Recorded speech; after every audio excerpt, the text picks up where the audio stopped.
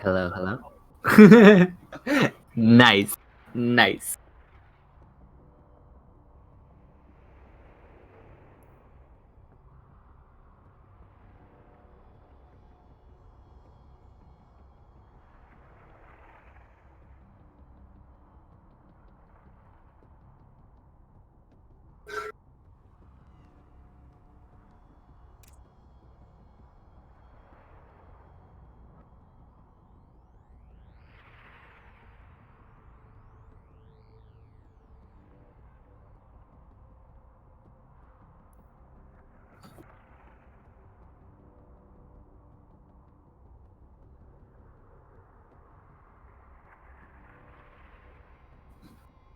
Hmm. I haven't actually seen either of them that much. Rookie, I didn't know anything about going into this. I've seen BreakingGG play here and there, but I haven't kept a close eye on him. I know that he's been like he did well against Super in oh, what was it? There's the it's that Chinese team league that yeah, I forget what it's called.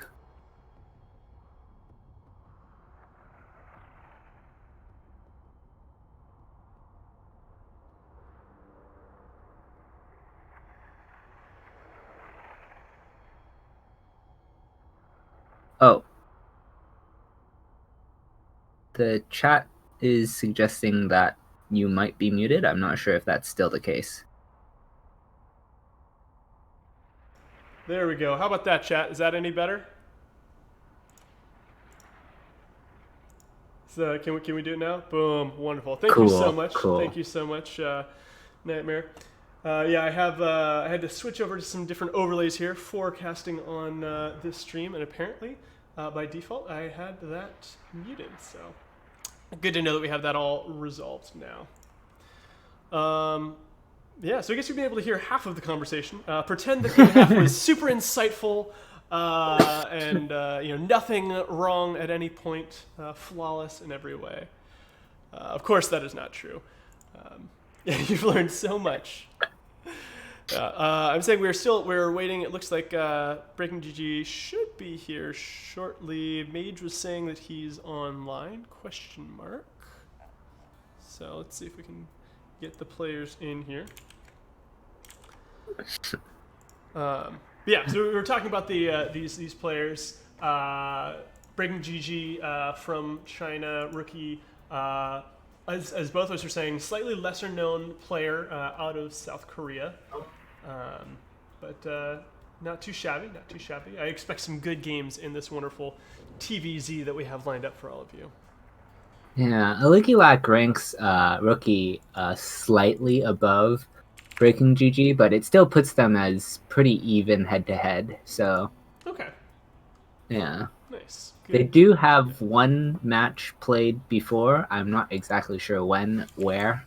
It was some time ago, and Rookie won that, but it was a 2-1, and it's like well over a year ago, at least. So, like, how relevant is that? Yeah, yeah. What was it? Oh, there's some big player. I want to say it was like Parting or someone was recently knocked out by it was beaten by a diamond player or something. Don't quote me on that. I just know there's some huge upset recently. So if that can happen, anything can happen. Especially since, like you said, that game was like a year ago. So I'm sure both of these players have grown a lot. And I do want to make sure that I am set to. I believe we're supposed to be. Am I defaulting on my region to Korea? I think is the best one.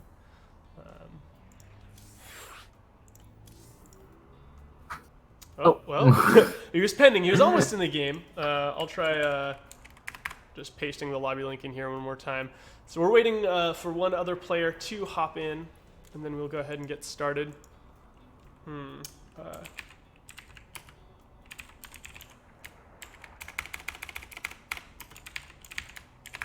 Yeah, so this is going to be a best of 9. The latter pool being only 7 maps, right? Am I mathing correctly?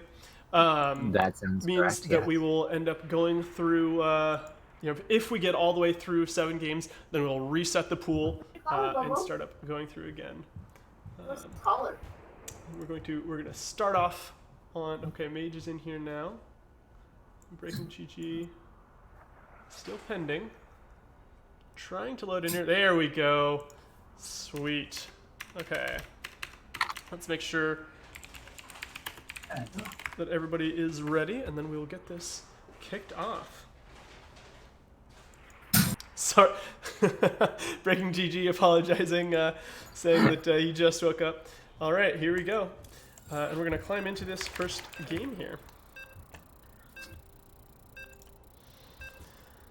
Yeah, we're starting with Everdream. After that, it will be loser's choice for the maps. And let's go ahead and climb on in.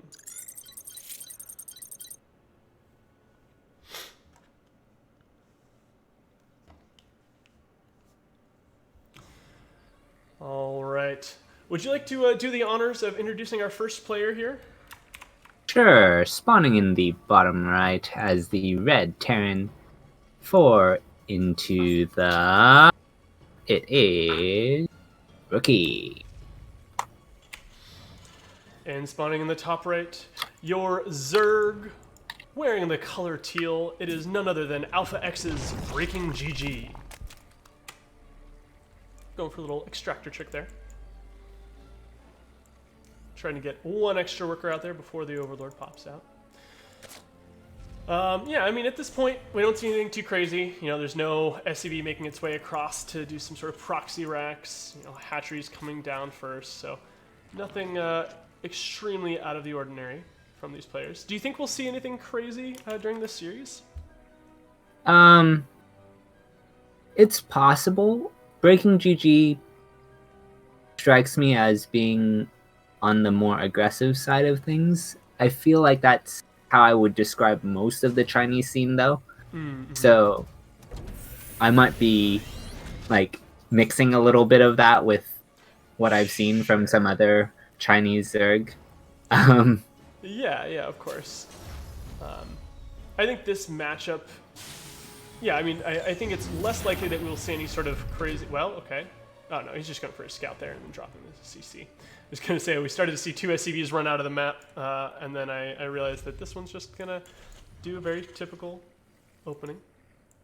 Yeah, I mean, I think this matchup, my understanding anyway, is that it's a lot less cheesy than PVT or PVZ. Of course, you can still get some crazy, like, Bane busts and things like that, but... Sure. Both players at this point just go ahead and, you know, getting their economy going.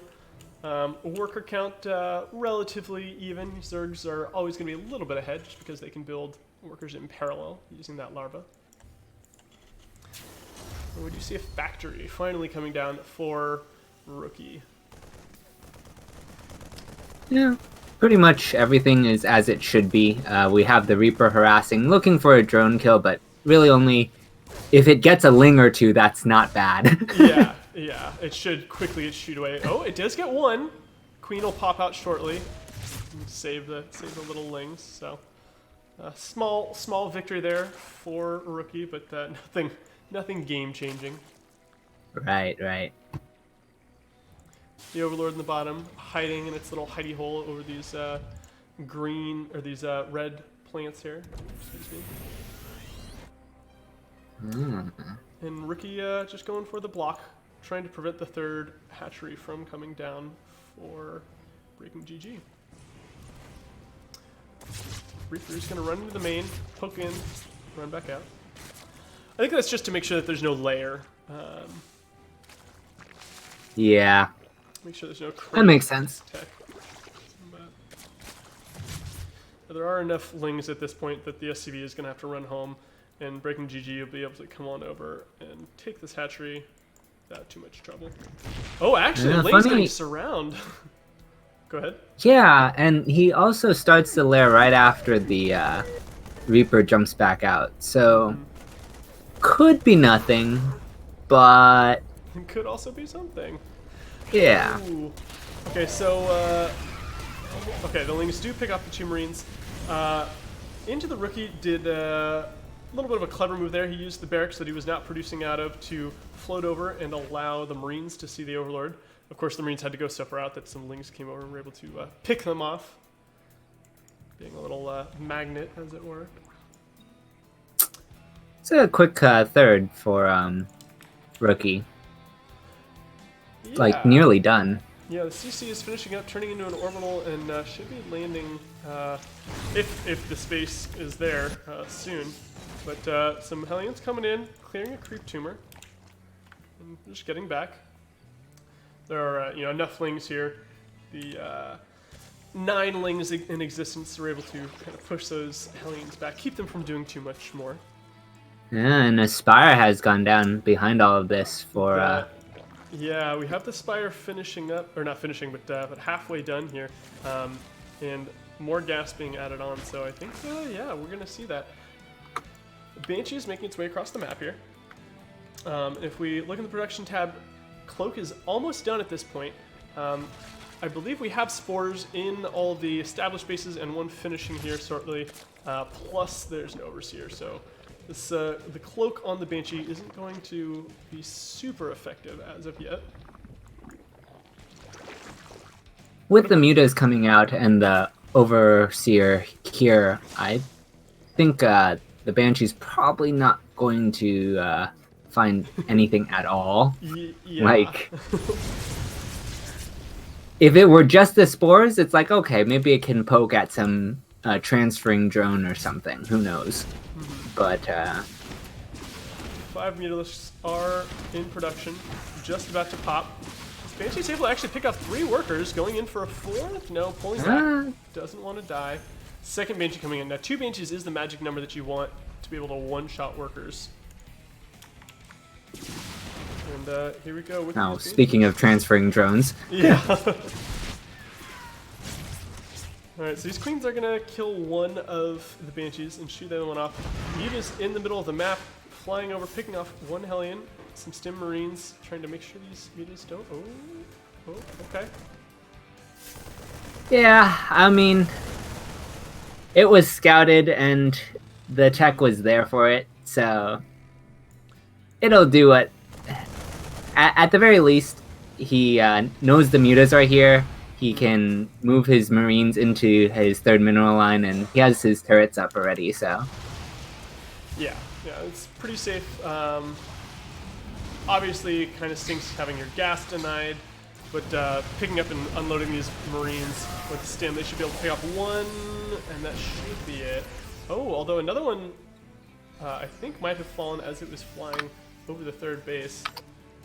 Just barely missed that.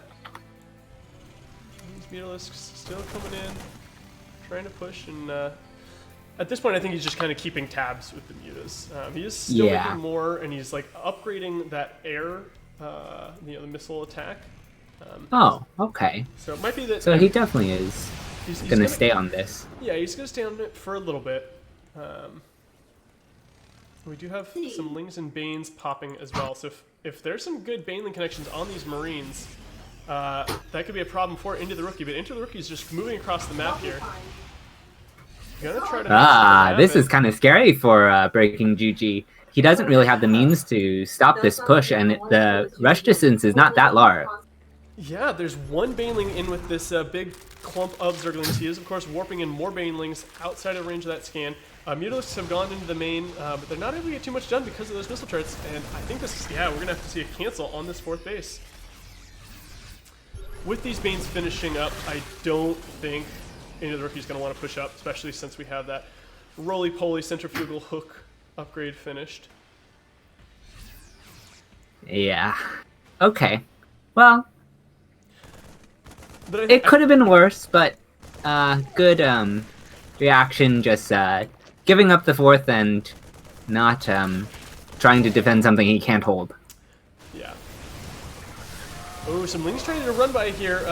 Okay Baneling connections. Marines able to pick off the remaining Lings.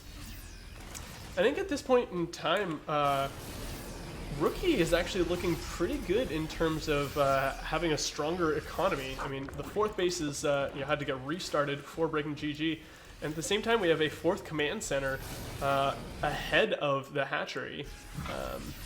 So a bunch of upgrades finishing up all those ground melee and carapace as well as the flyer attacks. Oh, and there's no turret in the third, so we're gonna get a couple mules, a couple workers here. Pulling back before we lose anything. Oh, big Baneling connections, taking out a huge section of this Marine army. Very well done by Breaking GG, just stashing those Banelings in that fourth base location and rolling them out as soon as the Marines came over. He is circling with his mutas some more and might get... no. The Marines are there. And a Thor, too, so... Yeah. So, interesting, we do have Drilling Claws coming out for Rookie. Now, +2 infantry weapons and armor are finishing up, so it's fun to see he's kind of going for, a big old mech and bio push, making sure to get upgrades for all of these units. Both the Drilling Claws and the Thor is like, he's respecting the threat of the mutas. Which I think is really strong. You know, he sees that these have +1, and there are in existence 14 of them.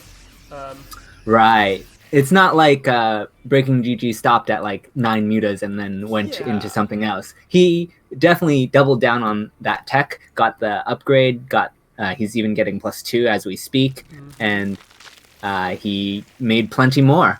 He's taking his 5th as well, and he does have a good, respectable Wingbane force on that right side.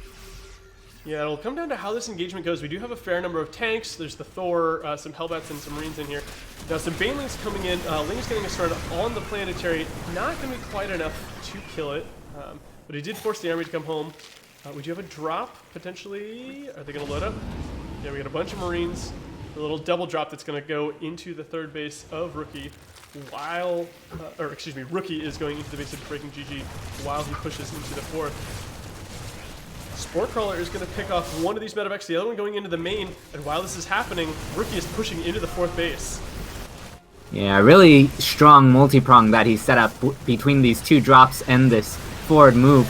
The mutas are going to try to come from behind, but the Marines are there to handle that. The Lings and Banes are able to clean up the tanks, however. However, he's still taking damage at the natural, even though he does clean up this forward attack. Yeah, some reinforcing Marines do come in and push these mutalisks back. At this point, we've lost 12 drones. All of these Marines in the third base are so red. This tank is on 1 HP. Yeah, this tank, hero tank right here. Yeah. Rookie is going to be able to shut down this fourth base, and that second round of Marines showing up was just enough to push these mutas back. Now we do have the reinforcing mutas coming out. This number of mutas, I think, as long as they don't get caught by this mine...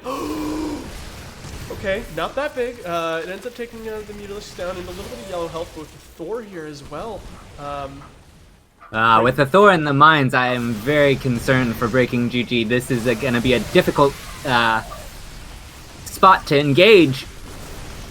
Yeah, Rookie is streaming units across the map, and those Banelings are connecting with Marauders, not Marines. There's so many Marines here, and they are going to kill the mutas and win the game for Rookie. GG, game 1 going to Rookie. Now, if we hop on over here, let me climb out of this. I think both players, it was pretty even early on, but yeah, I think that multi-pronged attack where he was kind of hitting at the third, the natural, and the fourth simultaneously, he did a really good job of splitting up Breaking GG's attention. Yeah, and at first you look at it and it's like, oh, it's just one medevac of Marines at these other two locations, but that second medevac that went to the natural nearly killed the Spire. Yeah. And of course the threat to the drones is also something you have to consider. Yeah, for sure. Looks like our next map will be Nightshade.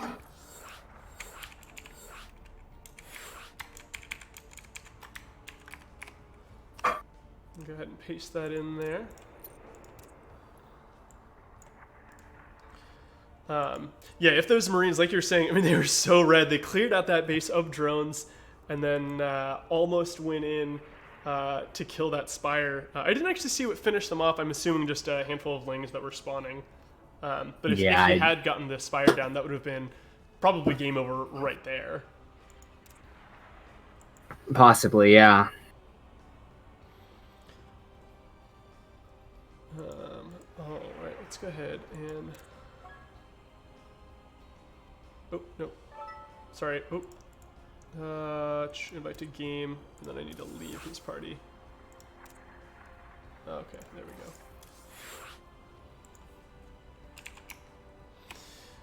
we go. Okay. Yeah, okay, there we go. He is blue. All right. Looks like Rookie is ready to go. Is BreakingGG? BreakingGG is ready, so we're going to go ahead and climb into this next game. Next game is going to be on Nightshade. So the way that we're doing this best of 9, it is loser's choice. So the first map was a map that we, the casters, chose something relatively neutral. But this one is going to be BreakingGG's choice. So we'll have to see if he has something special planned or if he just thinks that he can get a better, macro game setup and running. Don't forget to go ahead and use that Matcherino code. If you just type, actually I'll just go ahead and do this. Type Matcherino into the chat. If you click on that link, you can head on in to Matcherino and contribute some money to the prize pool, absolutely free to yourself. Would you like to introduce our first player here while I get the overlay set up? Alrighty.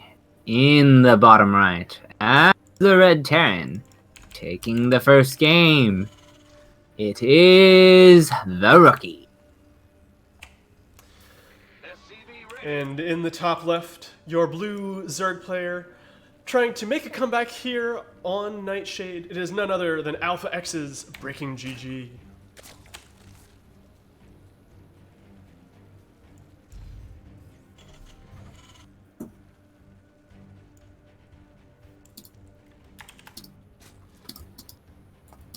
Relatively standard openings once again from both players. And let's talk a little bit more about that last game. The choice to go for that fast layer, you mentioned he waited until he pushed the Reaper back.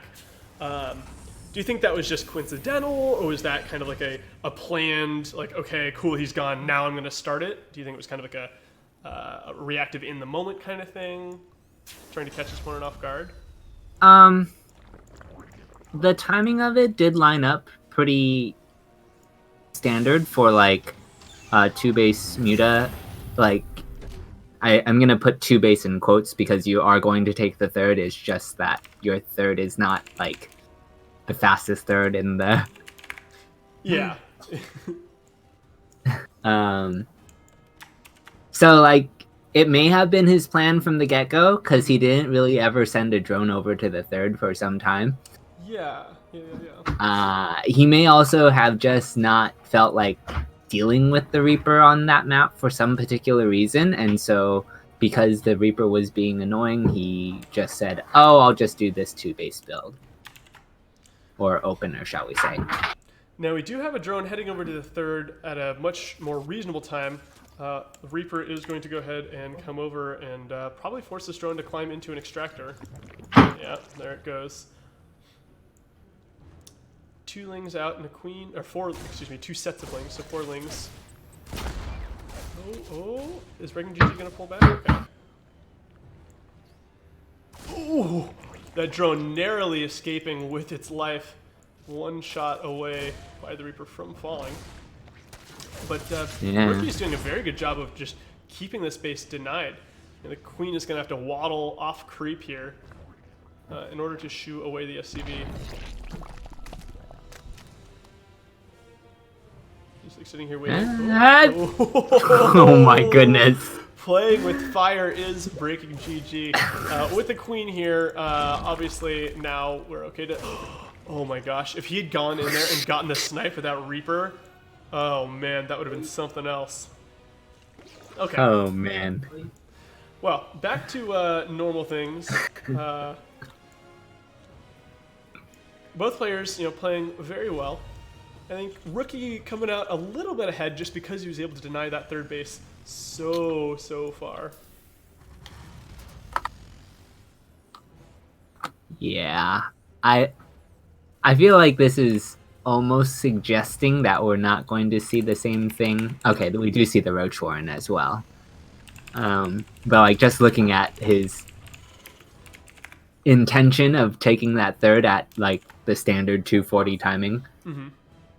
And then like now we see the Roach Warren. Okay, so we're not going to see mutas, at least not in the mid game or early mid game like we did last time. The 5 mutas that did almost nothing aside from clean up the Banshees. So instead of a Banshee this time, it looks like the Worker Harass out of Rookie is going to be that Liberator. It could actually be that he goes for some sort of push, but I'm expecting to see Hellions run into one base while the Liberator goes to the other. And in fact, the Liberator making its way across the top here, well, pausing for a moment. But we have a fair number of Hellions here. Now they're kind of tangling with these roaches in the middle of the map. This is a little bit aggressive. It's actually a fair number of roaches coming out. At this point we've got 7. He's not producing anymore, but that does force this Liberator to go home. Yeah, kind of funny this way. I don't think he can get anything done with these roaches. No, I think not. And at the same time, he's building 11 drones behind this 12 drones. So I think BreakingGG is aware that he's not going to, kill Rookie with this, but he does force Rookie to stay home. Kind of protects his mineral line by keeping all of those units for Rookie inside the base. It forced some extra bunkers too. With the siege tank on the high ground, there's really nothing he can do. But it was a nice, like, feigned attack. This kind of like, hey, I might come do a roach all-in. Just kidding. Yeah, exactly. All right. Okay, cool. You're not harassing me. I can go home now. All right, chat is saying you're a little loud, so I'll go ahead and drag your volume just a little bit down here. Go ahead and try saying something for me, Zeno. Say something. Say something. Okay, it's a little quieter. All right, we'll leave it there. We'll see. We'll let the game progress a little bit, and check in with chat in just a moment. At this point, we do have a 4th base coming down, planned for BreakingGG, and Liberator's going to walk in, and Spore's going to burrow underneath it. Queen is doing some damage. Ooh, Queen actually almost falls to the Liberator, but pushes it back. Some roaches trying to bully the Hellions. One Viking scarily close to the Overlord here in the bottom. Well, the 4th base for the Zerg is 1/3 of the way done, as the 3rd CC is now landing. BreakingGG is certainly ahead in the worker count, up 67 to 53 workers at this point. Not a huge deal, like we said. If we look at the income advantage, actually no, I take that back. It's been pretty heavily in favor of BreakingGG this whole time. Now there was I think the Liberator came back in and picked off 6 workers, so equalizing that ever so slightly. Sushi is suggesting turning up your mic and the game sound. Okay. Go ahead and do that. Alright. Roach Ravager coming towards the 3rd. And the tanks are there, but there's not a whole lot of support for them. So these Ravagers are gonna bile down the tanks. And this is not looking the greatest for the Red Terran. He's taking considerable SCV loss. The 2nd tank does fall, as does the 3rd. Double medevac drop is coming back.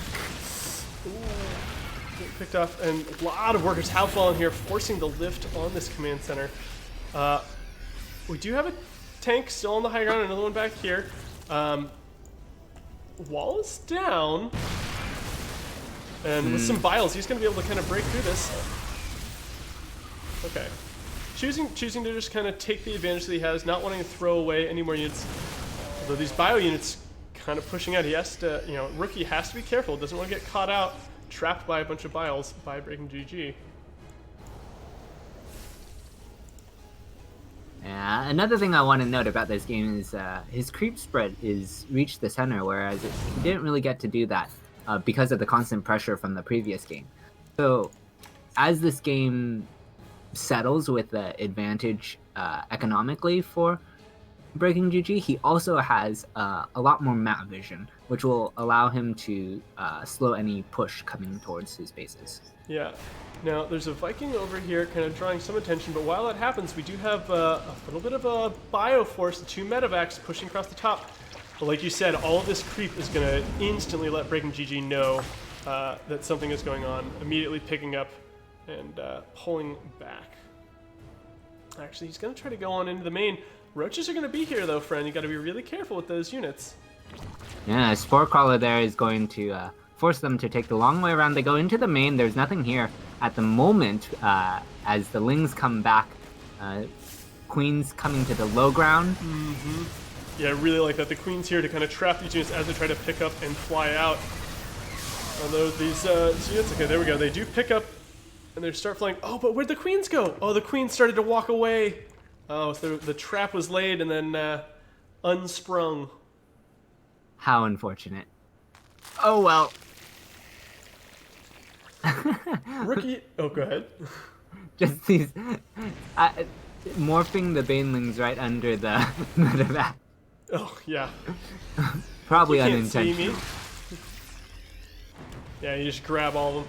Now there's a Viking here that's got 5 HP. Oh, okay, no, it was bullying some overlords, but the Queens will send it off. Rookie has taken his other third base, but while that happened, of course, BreakingGG going for his 5th. Now a little bit of a skirmish, units getting picked up in the top, and some Baneling connections killing off a fair number of bio units in the bottom. Units that were picked up here, unloading. And at this point, I gotta say, this is, I think, starting to look pretty solid for BreakingGG. The 4th command center is finishing up, and it'll probably try to fly back to the location that the 3rd used to be. There's a lot of bios and lings. Okay, the bio and lings do force an instant pickup here. Buy into the Rookie.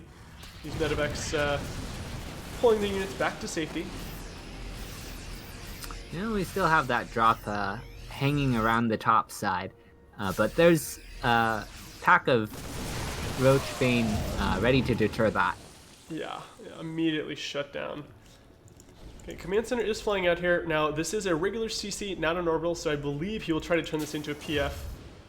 The question is whether or not that'll finish before all of these Lings, Banes, and Ravagers fly in and force another lift. I don't think so. I don't think so either. Yeah, immediately lifting. I think that is the right call. Units are going to come down here and try to bully, push some of those things back. But that is quite a lot of Ling, Bane, Roach here for our Zerg player. Trapping a couple stray units, forcing a lift once again. Just playing a little that must be very annoying. Just like, lift, land, lift, land. Yeah. Now, okay, here we go. The engagement is starting. Bunch of Banes kind of running in and then falling back as they start to crash into some Marauders. Okay, the Marauders are going to force this army back, and at the same time we have Force pushing in at the top. Some units getting split up here, while at the same time Creep is being cleared at the bottom. Units at the top. Yeah. That was nice. He sent 2 more medevacs over to that top side, and then he had to kind of like wait on that thought.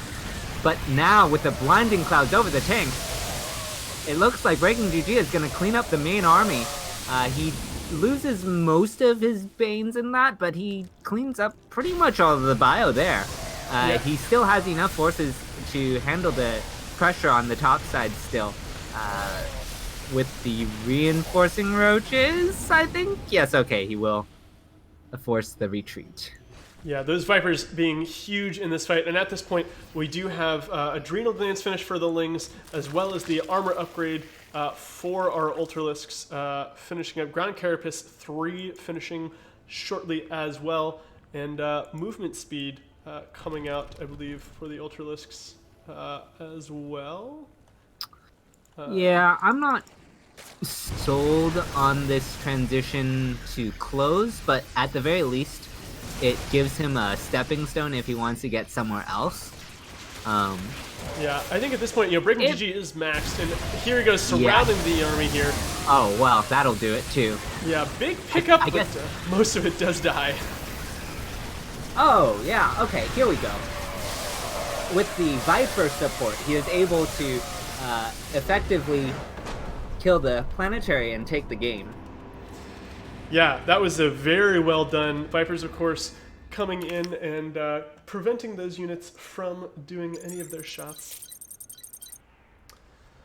Very well played by BreakingGG, tying our series up 1-1. I'm with you. I'm not a huge Ultralisk fan in general.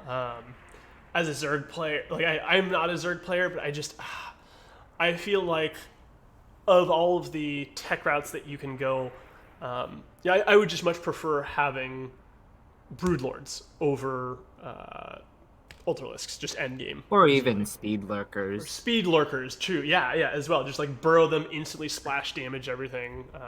But yeah, I mean, it's for the comp that he was on, it was very, he already had all the Lingbane with the upgrades, right? So, it's a very natural progression to get the Ultralisk, and it's not like it hurt him any to get Ultralisk. So, it's just... I think with the Vipers, though, they were able to get a lot more done than, when you see, Ultra Rushes. People just get 9-minute ultras. Yeah. Yeah. Because they just rushed there.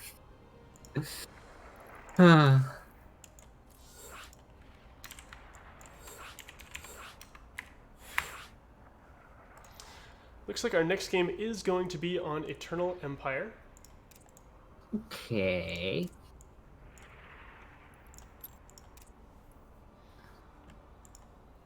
And this was Rookie's pick? Yes. I'll go ahead and invite BreakingGG into our game here. Yeah, I think at that point, it's interesting. I don't know if it really mattered which tech choice BreakingGG went for. He had a huge bank of money sitting there. Right. Mostly minerals, but I think he could have chosen any tech route. He was just maxed, and he just had to throw his army at his opponent and then remax. Going for ultras was just the flavor that he decided for that. And it's definitely the fastest tier 3 that was at his disposal. He just plops down the Ultralisk Cavern and he's good. It's not like he has to get the Spire, morph it into a Greater Spire, or get the Hydralisk Den and the Lurker Den and... Yeah. Yeah. Well, hot off of a victory here, spawning in the bottom left, it is our blue Zerg player, Alpha X's BreakingGG. Would you like to... And to the top right, as the Red Terran, it is Into the Rookie. Yeah, I think we'll have to see. This was Rookie's choice. I'm not too familiar, actually, with how this map would skew for Zerg versus Terran. The natural is obviously very easy for both player to take and hold. The third being a little bit more exposed. I think this might favor Terran a little bit because they can wall the choke here and try to just defend one spot. So it makes sense. I think in particular, the way Rookie has been playing, he's been going for a fast third in the last two games we saw. He didn't always open quite the same, but the theme was the quick third, right? So you look at a map like this, and once you wall that ramp, there's only one attack path. So it becomes much more secure to establish that third base. And if we think back to the game that he lost on Nightshade, where the third is very exposed, this makes a lot of sense. Yeah, definitely. SCV is starting to make its way out across the map. Gonna try to scout and see. Okay, can I block that third hatchery again? He did a very, very good job of really slowing down BreakingGG's third hatchery in the last game. Let's see if he can do it again this time.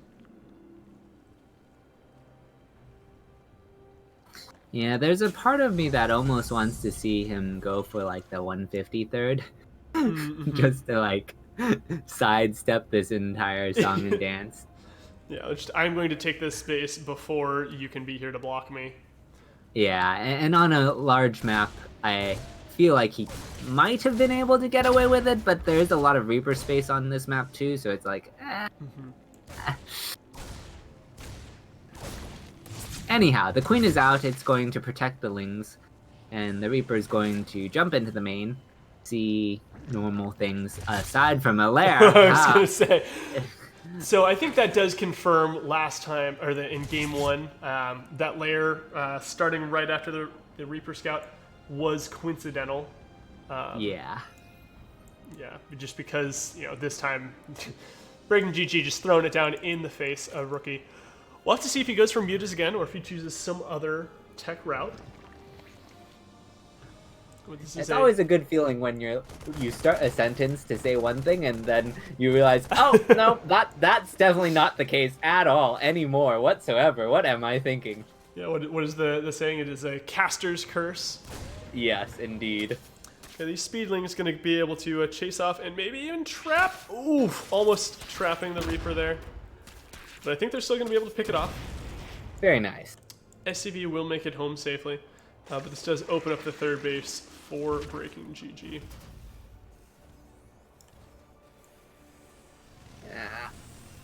We see these Marines spotting for the threat of Nidus. Makes a lot of sense. Like, it's going to be some time before mutas are a serious threat, as that is what's on the menu. But the threat of Nidus is almost instant from the lair. Yeah, and having a huge number of lings popping into your main, especially if there's queens and roaches, not something you really want to have happen as a Terran player. This is shaping up to look a lot like our first game. The fast CC from Rookie, as well as a cloaked Banshee coming out, with BreakingGG getting the Spire relatively quickly. This time, actually, I believe... okay, he is taking his third now. I was going to say, I don't remember in game one if the Spire was before the third. This seems like a very fast Spire, but it might have been actually in the first game that he started, like he was finishing at the same time. The hatchery was finishing, or the Spire was finishing at the same time the hatchery started. I cannot confirm or deny this hypothesis. I do not recall either. Yeah. Overlord going to be sent in to do some scouting for BreakingGG. Now, BreakingGG did not see the Starport or its researching tech lab. But regardless, BreakingGG has a spore in the natural. No spore in the main, actually, as I click over to look at that. And no spore at the third yet. This muta is going to run into the first spore, but it's going to pick off 1, 2, 3... maybe a fourth worker before flying out. We do have a morphing overseer. So these mutas are across the map, and here they go. They are deciding to stop for a minute to pick off some of these Hellions. We have turrets constructing for our Terran player right now, and there's 5 Marines already up here. Marines stimming to try to catch these mutas. Mutas flying all around. Are they going to stop this turret? Oh, turret finishes right before they get there. More turrets going down everywhere else. Now, BreakingGG manages to keep all of his Mutalisks alive, and they will regenerate all their health relatively quickly, walking away with a free 6 workers. Now, 6 SCVs lost to the mutas, whereas we only had 4 go down to the Banshee. But at this point, we have the 2 Banshees moving out together to try to do the next round. Mutalisks coming back in. Going to pick off 1. 2 and then get out once again. BreakingGG doing a very good job of poking and pulling back without losing anything. No. Yeah, I think also if we think about like the maps, this choice for mutas seems almost like, well, I can't go for roaches as easily here. So that may have been a one-off for the super short Nightshade. Mm-hmm. Banshees were able to deny this fourth rather momentarily, but with the queen here, it will be secured.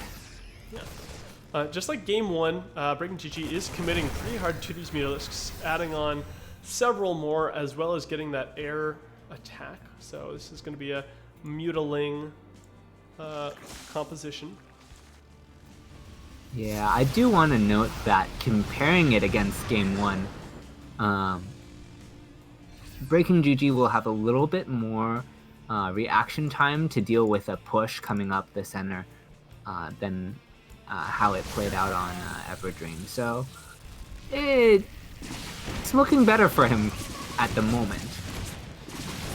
Although while we say that, we do see two Banshees get in, and they do pick off 5 workers. One of these Banshees, okay, I was going to say, one of these Banshees insanely low, but an Overseer catches up with Banelings going into the third base, making connections and killing off 8 workers.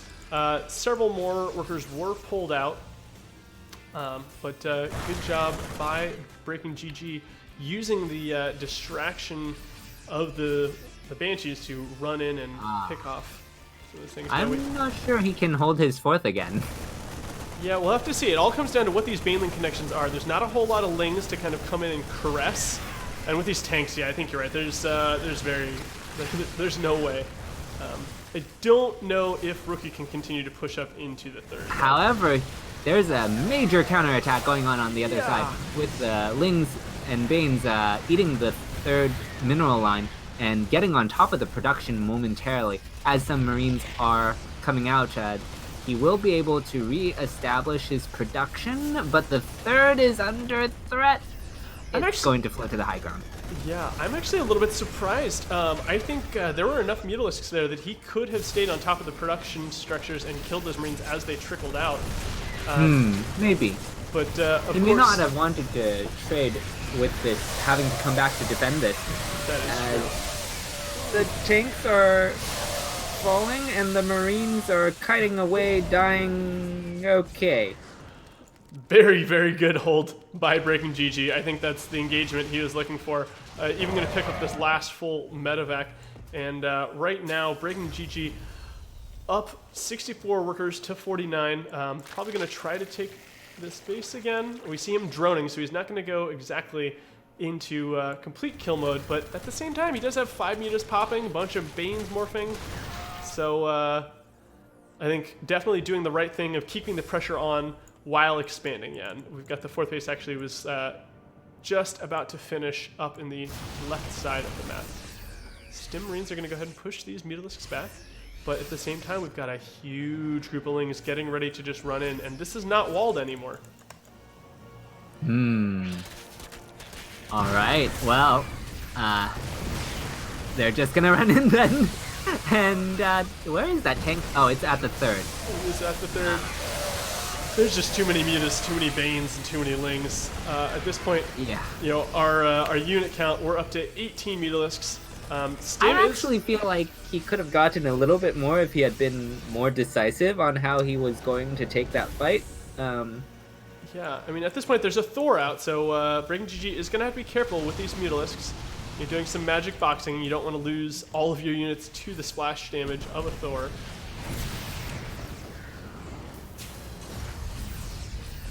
Marines trying to stim over, but the Ling Bane is waiting for them. And they're going to come right in, getting into the SCV line as the mutas are on top of the 4th that is now gone. Okay, this is some nice consistent damage. Yeah, BreakingGG just continuing to pop in, slay a bunch of workers, and then come back out. Of course, he is, trading army, trading those Lings and Banes for economy, but I think he's happy to do that.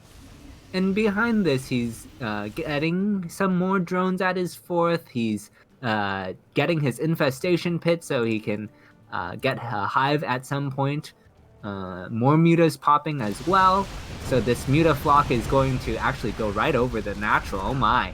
Yeah, he's got enough mutas now. He can just power down the turrets as long as he doesn't get caught by the Thors. We're up to a total of 28 mutalisks for now. I mean, Thors are good. Marines with +3 attack, pretty good. Mine. Oh. Okay. Ooh. Yeah, we do have mines coming over here. And the mines do have that drilling claw upgrade, so they will pop up and down quite fast. And they will also not get revealed after shooting. Okay, big mine shot. Oh, and flying into the Thors. Losing a ton of mutalisks there and having to run back. I think at this point, BreakingGG is going to need to make a lot more Lings and Banes, and that's actually what he has in store near his 4th base. Picking up the 5th base, just about to finish here at that rich gas base once more.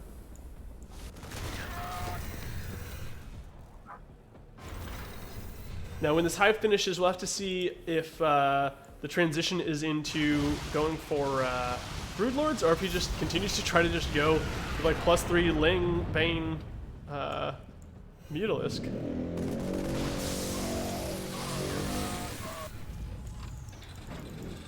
Rookie trying to establish his 4th base at this high yield gas. Some Banelings wandering in. Oh, okay. Gonna roll in, and looks like Into the Rookie is going to pull his workers back in time. Will this missile turret get repaired though? We'll have to wait and see. Yeah. With him establishing this 4th now, it's like the Rookie is somewheres. I just don't know if he can catch up. Losing, oh my, many SCVs, his entire natural worth. Yeah, both players losing a lot of workers. 22 workers going down to a bunch of Lings and Banes here. 11 workers going down, 4 into the GG. This bio army is going to push back and clear up some of this, and these mutalisks mines are going to detonate again. Yeah. Taking off another 7 workers here. Okay. Well, he's pushing, and I feel like this push needs to, like, get a lot done. Yeah, it may not need to end the game entirely, but it certainly needs to seriously hamper the economy. I think it actually does need to end the game. We're at 81 workers to 34, and I don't know. I don't know if this is going to be enough. There are as many Banelings here as there are Marines. All of the Thors were taken out, and at this point, BreakingGG almost twice the supply of Rookie. This is looking very good. Now, mules are a pretty strong comeback mechanic. Yeah, but that's like very temporarily. Yeah. It's like you're on 3 CCs and got Bane busted. Okay, well, you have mules. Sure. Yeah. The Zerg was all in. This is not that case. Zerg is on 80 workers. Yeah, and if we look at the income tab, it is so heavily favoring BreakingGG. That last push, killing a bunch of workers, definitely doing some damage here. But the Rookie is going to have some incredible mine hits and just like Thor hits. I would say at this point, it is BreakingGG's game to lose. Yeah. After that cleanup at the 4th, the game is pretty locked. Looks like we are getting Ultralisks again as the tech choice here out of BreakingGG. Picking off a couple more workers, and actually he might be not quite able to kill this CC. The CC is still on fire, and no repair has started yet. The Marines are chasing off the Mutalisks. They're going to pick off the Overseer. I'm not sure why he chose Ultras in this case. It's not like it was any easier than getting Broodlords. maybe he feels Broodlords wouldn't help against the Thors. I think that's true. I think he also was looking at the fact that in terms of upgrades, he's got 3/3 for ground, whereas he only has the +2 for the air. So yeah, that'll do it. Bingley's coming in, making some massive connections here. Even more coming up, and these Ultralisks running out. I think, again, there are as many Ultralisks here as there are bio units, and that is going to do it. BreakingGG taking game number 3.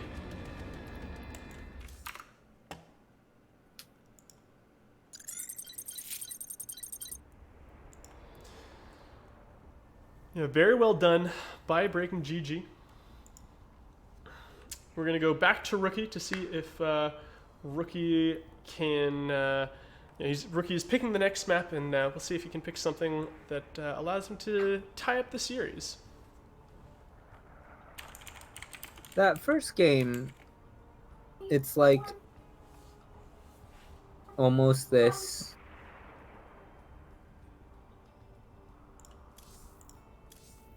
Well, actually, let me word this differently. It seems like whoever takes control of the mid game is then able to just keep on the pressure that they're placing, and then snowball that into a victory at some point. Like, we haven't seen one player do something particularly bent on a different period of time in the game, and there definitely feels like a similar idea of like slowing down the expansions, applying pressure, just constantly being in the other person's face. Yeah, for sure. Let me go ahead and do this. I don't know who this other person is. Do you know who the third observer is right now? I do not. Okay, yeah, we'll go ahead. Well, bye-bye. Oh, now what happened? Oh, okay. We don't have... Yeah, we're still waiting for BreakingGG. I will go ahead and invite to game. I've had to invite him, I think, the past couple as well. Let me change that as well.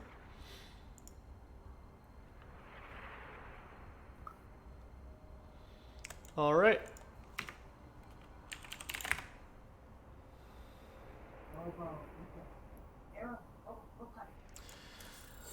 So the choice was made for Zen. I had to do some quick Google translating there. Get from the Korean characters into this, and we'll be taking it off. All right. I think that game was how BreakingGG wanted game 1 to go, right? He had the same opening, tried to go into the same kind of like tech choice, going for those fast mutas, and this time he was able to just like keep Rookie pinned in his base, was able to deflect all of the harassment that was coming his way, and I think just overall, yeah, was the kind of thing that he was looking for. Yeah, the tank push also, aside from it being a singular push compared to the, well, actually game 1 also started with a singular push. But, like, if we're looking at the first tank push from game 1, it wasn't, like, the fourth base was not complete yet. Whereas in this game, fourth base was already complete, so that meant that BreakingGG actually had the time to get another round of units in comparison, which allowed, I think, while he still lost his fourth, this meant, okay, I already have my units on your side of the map. I can now apply pressure to hamper your third. I can now pool these units and defend and bring my mutas back and just clean up and seize control of the game. Yeah, most definitely. Let's go ahead and introduce our players here, and then we can talk about what's happening in the top right side of the map. You wanna take it off and introduce? Sure. In the top right, as our blue Zerg, for Alpha X. Up in the series, it is BreakingGG. And spawning in the bottom left as your red Terran. Currently down 2-1, trying to tie the series up. Representing into it is Rookie. Now, this is the first time that I think BreakingGG has opened with this, and it could be that this map's short rush distance is the reason for it. But BreakingGG actually went for the spawning pool with gas before hatch. The past 2 times we've seen hatch gas pool. This time we saw, I believe it was gas pool hatch. So I think this is actually a 3 Rav opener. I'm just not sure. I'm not sure if he's going to make it a pressure build or if he's going to make it an all-in. Yeah, I mean, well, we don't see any more drones getting produced at this point. 3 roaches are in production. 7 roaches at this point. Okay. I think this is going to be a big roach. This is going to be a big roach push. This hatchery is just for production. Yeah, this feels like or similar to Nightshade in that it's the same amount, I guess, but it's way earlier, and morphing that first Ravager right off the bat, going to march across. Bunker is absolutely necessary. It's starting on the low ground and the high ground. Okay, I wonder if this low ground bunker is just going to be a delaying tactic. Yeah, that makes sense. We should see the cancel pretty soon, and this is going to lift. But at this point, we do have a finished bunker at the top. But with the Overlord here, this Ravager is going to be able to just bile down the bunker or the supply depots. Yeah, second Ravager also coming to join the party. There is a Roach that is wounded. It's going to be pulled back for a Ravager, I imagine. Yes? No? No? Possibly, we'll see. We do see a bunch of drones getting added on, so BreakingGG realized that he's already done a bunch of damage here with this first force. Win your head, just leverage it, get even farther ahead. Trying to pull the locked on Roach back. He's going to go ahead and pick off the other supply depot. Very strong push here by BreakingGG, and like we said, just huge number of drones catching up in that economic region of the game. I think Ricky did a very good job of making that bunker on the high ground. The low ground, I don't know if it really delayed the push to the high ground that much, but every little idea. Yeah, for sure. I don't have a complaint about it. Let's put it that way. No, and for the the total cost is what, like 37 minerals because you got the cancel or something like that. Yeah. So totally worth it. This is a nice catch on these Cyclones, getting a couple roaches for basically free. Yeah. The Reaper is going to go into the net and the main. Did he see the lair? He did see the lair morphing. Okay. The Reaper walked in there again right as the lair morphed. It was killed by these queens. So good scouting information for into the Rookie. You got a count on the workers. He's like, okay, I've got a little bit of breathing room.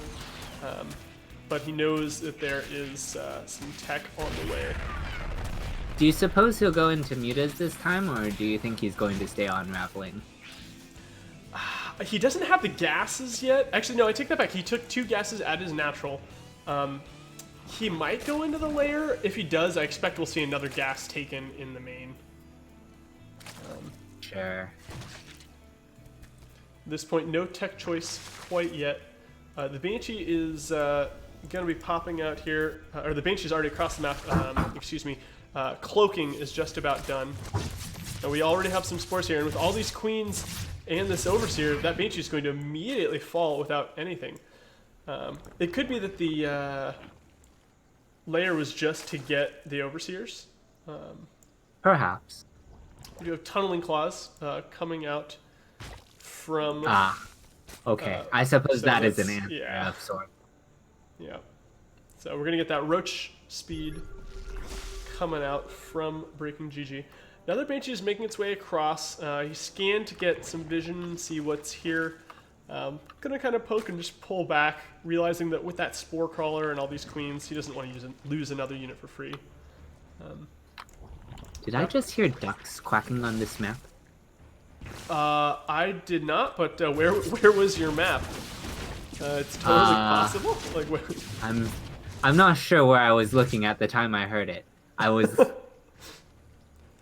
I mean, it could be. This is a map that I could see. I mean, there's other birds that I'm seeing. You know, there's plenty of foliage and flora and fauna. Oh! I just heard something. I don't think it was a. I think it was more of a frog, or like some sort of like kind of thing near the middle of the map. Some sort of just indigenous life forms. Interesting. Okay. So we were having a discussion earlier in my stream. We were talking about the races, Terran, Zerg, and Protoss, and chat came to the conclusion that Terran represents the animals, Zerg is bugs, and Protoss are actually plants. That was the conclusion that was drawn. Yeah, Protosses, apparently they reproduce asexually, and there were some other reasons behind it, but I think that was the big thing. Oh, okay, Banshee is going to move. And it's going to probably pick off one of these Ravagers for free, unless these queens get down here to shoo it off. Well, I mean, the Protoss basically photosynthesize. Exactly. So, right? Okay. So that was the argument that I think was made.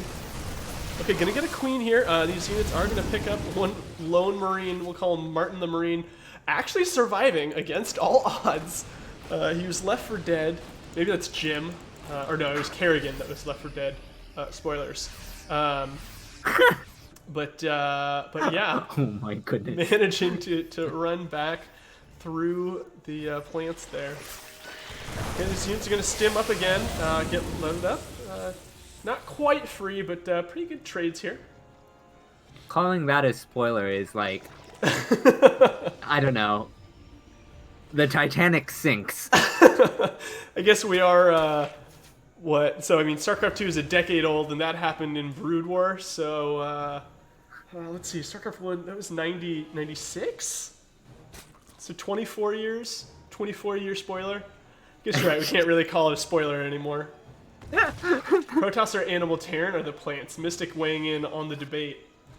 We'd love to hear your reasoning. A Cyclone going to pick off a free Overlord here. Not sure what these Hellions are up to. Maybe just scouting. I'm gonna guess that he's making this argument based on army movement. I don't know. I could see that. Okay, we got some these two medevacs full of units getting a lot of value coming in and clearing some creep, picking up and getting back out. We do have a drop, I think, headed to the top. Yeah, here we go. It is in the top left. That's going to head into the main, probably while Rookie is distracting BreakingGG with the bottom units. We'll have to see. Fifth base coming out for BreakingGG. Immediately spotted by the Cyclone and Hellions. Probably going to force a cancel, but we do have an engagement happening on this side of the map. Very bold to land that CC. Okay, it immediately comes back up. With the siege tanks, I think Rookie should be able to hold this. The units at the top were able to deny this, but we do have that drop. The drop was actually shut down. I think with all the things that are happening, despite continuing at the bottom, Rookie just kind of had move commanded his medevac in here. It flew over the Spores and the Queen, dropping a couple of units before falling, getting quickly cleaned up. Yeah, these infestors are they're not bad in this scenario. The fungals are getting the medevacs, getting the bio. Yeah, especially if you fungal onto units that are about to get biled. Very strong. Yeah, now though with this sizable bio force here, has to back up and respect the threat. Yeah, there's 5 tanks here, and I think as soon as they siege, oh, there we go. Okay. Okay, splits, but again, what we were talking about a second ago, the fungal followed up with the biles, doing a lot of damage to this bio army. 5 tanks. Ling Roach counterattack or backstab was trying to get in there, but the reinforcements are more than enough. Banshee is bothering the other base. Yeah, Banshee But just kind of hitting the 5th, but we have a huge engagement here at the 4th. yeah, nice blinding clouds. Yeah, good blind But, clouds, great fungals, and some more bios. And I think with that, we are going to be able to finish this up. I will apologize. I completely missed the transition into Broodlords here. We do have, at this point, 6 Broodlords from BreakingGG. Yeah, I guess we were asking for Broodlords. Yeah. So, Ask and you shall receive. yeah. This game going very different than the others, going for some Hydras into Broodlords. And I like it. Like I said earlier, I much prefer... I think Broodlords are... I think you're right. I think Lurkers, fast-burrowing Lurkers are also very, very strong in terms of that late-game tech for Zerg. I really like free units, so Broodlords, Broodlords are pretty strong. Well, I mean, if you're cannon rushing someone and they make Broodlords against you, what are you supposed to do? Right? I think if I ever get to a cannon rush game, where we get to that point, I'm already dead. Agreed. This army is coming down. They're going to kill this 5th base, but I don't know if the 4th is going to be able to stay up for into the rookie. A lot of Broodlords here. Only a few Corruptors here, and there are quite a few Vikings. Well, but with these there Vikings, are some Vikings, and the leash on the Broodlings is not as long as it used to be. He does have queens, but there's not a whole lot of transfuse left. Ah, okay, nice parasitic bomb. Yeah, parasitic bomb going to force the Vikings to split up. And at this point, we do need a few more Corruptors. There's one Corruptor and a Queen left looking up. So these Broodlords will be able to clear all the stuff on the ground, but they are so slow, and they are going to get hunted down by this force. Ravagers, Lings, Hydras coming over. I think these Hydras are going to be able to defend the Broodlords here, because almost all of the ground units have fallen. Yeah, after that, after he was able to clean up the pressure over the top side, he brings those Rotrav, or rather Hydra force over, and he's able to save his Broodlords, but he's not really able to push any farther. Double medevac drop coming back up. I don't think it's been spotted. It was just outside of the site, I believe. I think it's going to come in here, try to cancel this 5th base once again. Income between the two players is pretty even at this point, starting to tilt in favor of into the rookie because of mules. BreakingGG, they're basically even on workers, so that's kind of where we're at. Both players sitting comfortably at that 70. That'd be great to get on up to 80. I feel like this is as even of a mid to late game that we've seen. Yeah. BreakingGG has a little bit more of a bank, but it's not huge, right? It's only 1,000 minerals and like 200 gas. Upgrades are pretty even, so we'll see if this drop into the main... Oh, no, he stops, unloads. He's going to heal everything up before he runs in there. And we'll see if he decides to go into the main or if he tries to go down to this 5th base. I really like the idea to use the sensor tower here. I think, that's Terran's kind of creep spread, if you will. The thing that kind of lets you see what's coming. Obviously, it doesn't speed up your units, but this double drop going into the main, boosting in. Okay, starting to pick off some units here. One of the medevacs is going to fall to a Spore Crawler, so these units are, a lot of them are going to have to fall.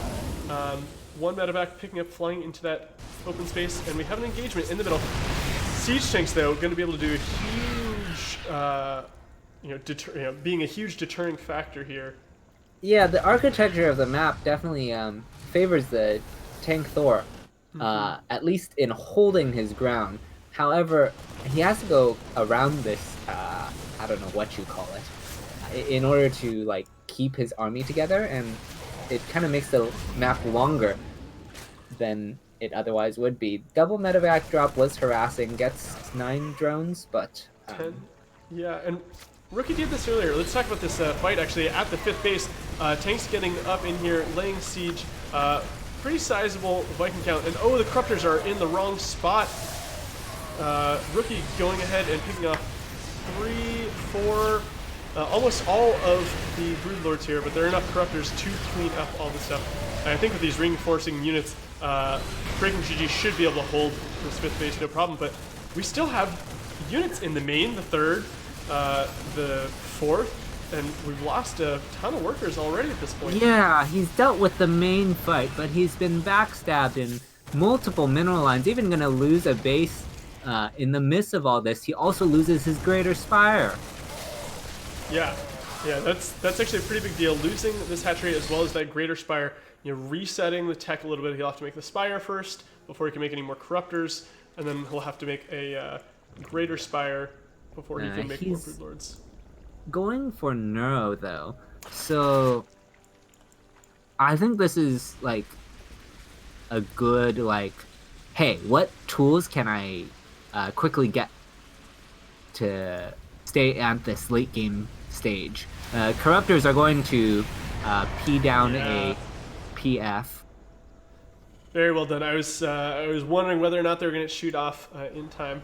As well as getting this neural, we do have that Lurker Den going down for BreakingGG. And I really like that. I mean, we already have +3 ground missiles as well as +3 ground armor. So those Lurkers are going to be doing a lot of damage. So I think this is a wonderful transition. This is a fantastic game. Can you believe it started with a Roach Rav Rush? Yeah, right? Very good job by Rookie holding that off and making the game, making it into the mid-game. Some good fungals, small files here. We still have a ton of hiders though. The tanks are doing a fair bit of damage, but these hiders are going to be able to clean things up. I think the Viking is forced to land here. With that, Rookie is going to fall back, and we do have a ton of lings getting produced here. Saving all that gas to make Lurkers. And these units are trading. Ooh, Infestor are going to fall. Not quite what you want. Corruptors coming out so that if these units... Oh! Alright, loading the Vikings into the medevacs. Well played to escape. Yeah. Yo, dog, I heard you like flying units, so I put flying units in your flying units so you could fly your units while you fly your units. Oh my goodness. 4 Lurkers getting produced here, and we do have the... is that Lurker range coming out first, followed by the Lurker burrow speed? I think. I'm not as familiar with the Zerg iconography, I apologize. But we do have 2 Lurker upgrades queued up for BreakingGG. And yeah, I mean, we have the 5th base established, a 6th coming out for Into the Rookie. So Into the Rookie starting to kind of pull farther and farther ahead in terms of income this game. If we look at the income tab, past few minutes have been favoring Rookie. I think he has range. That sounds right. Based on the icons, it's what it kind of looks like.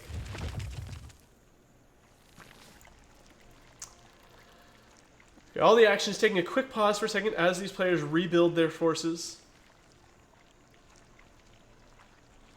More tanks, and actually we have ghosts coming out, so I think we might start to see some nukes possibly, zoning out the units.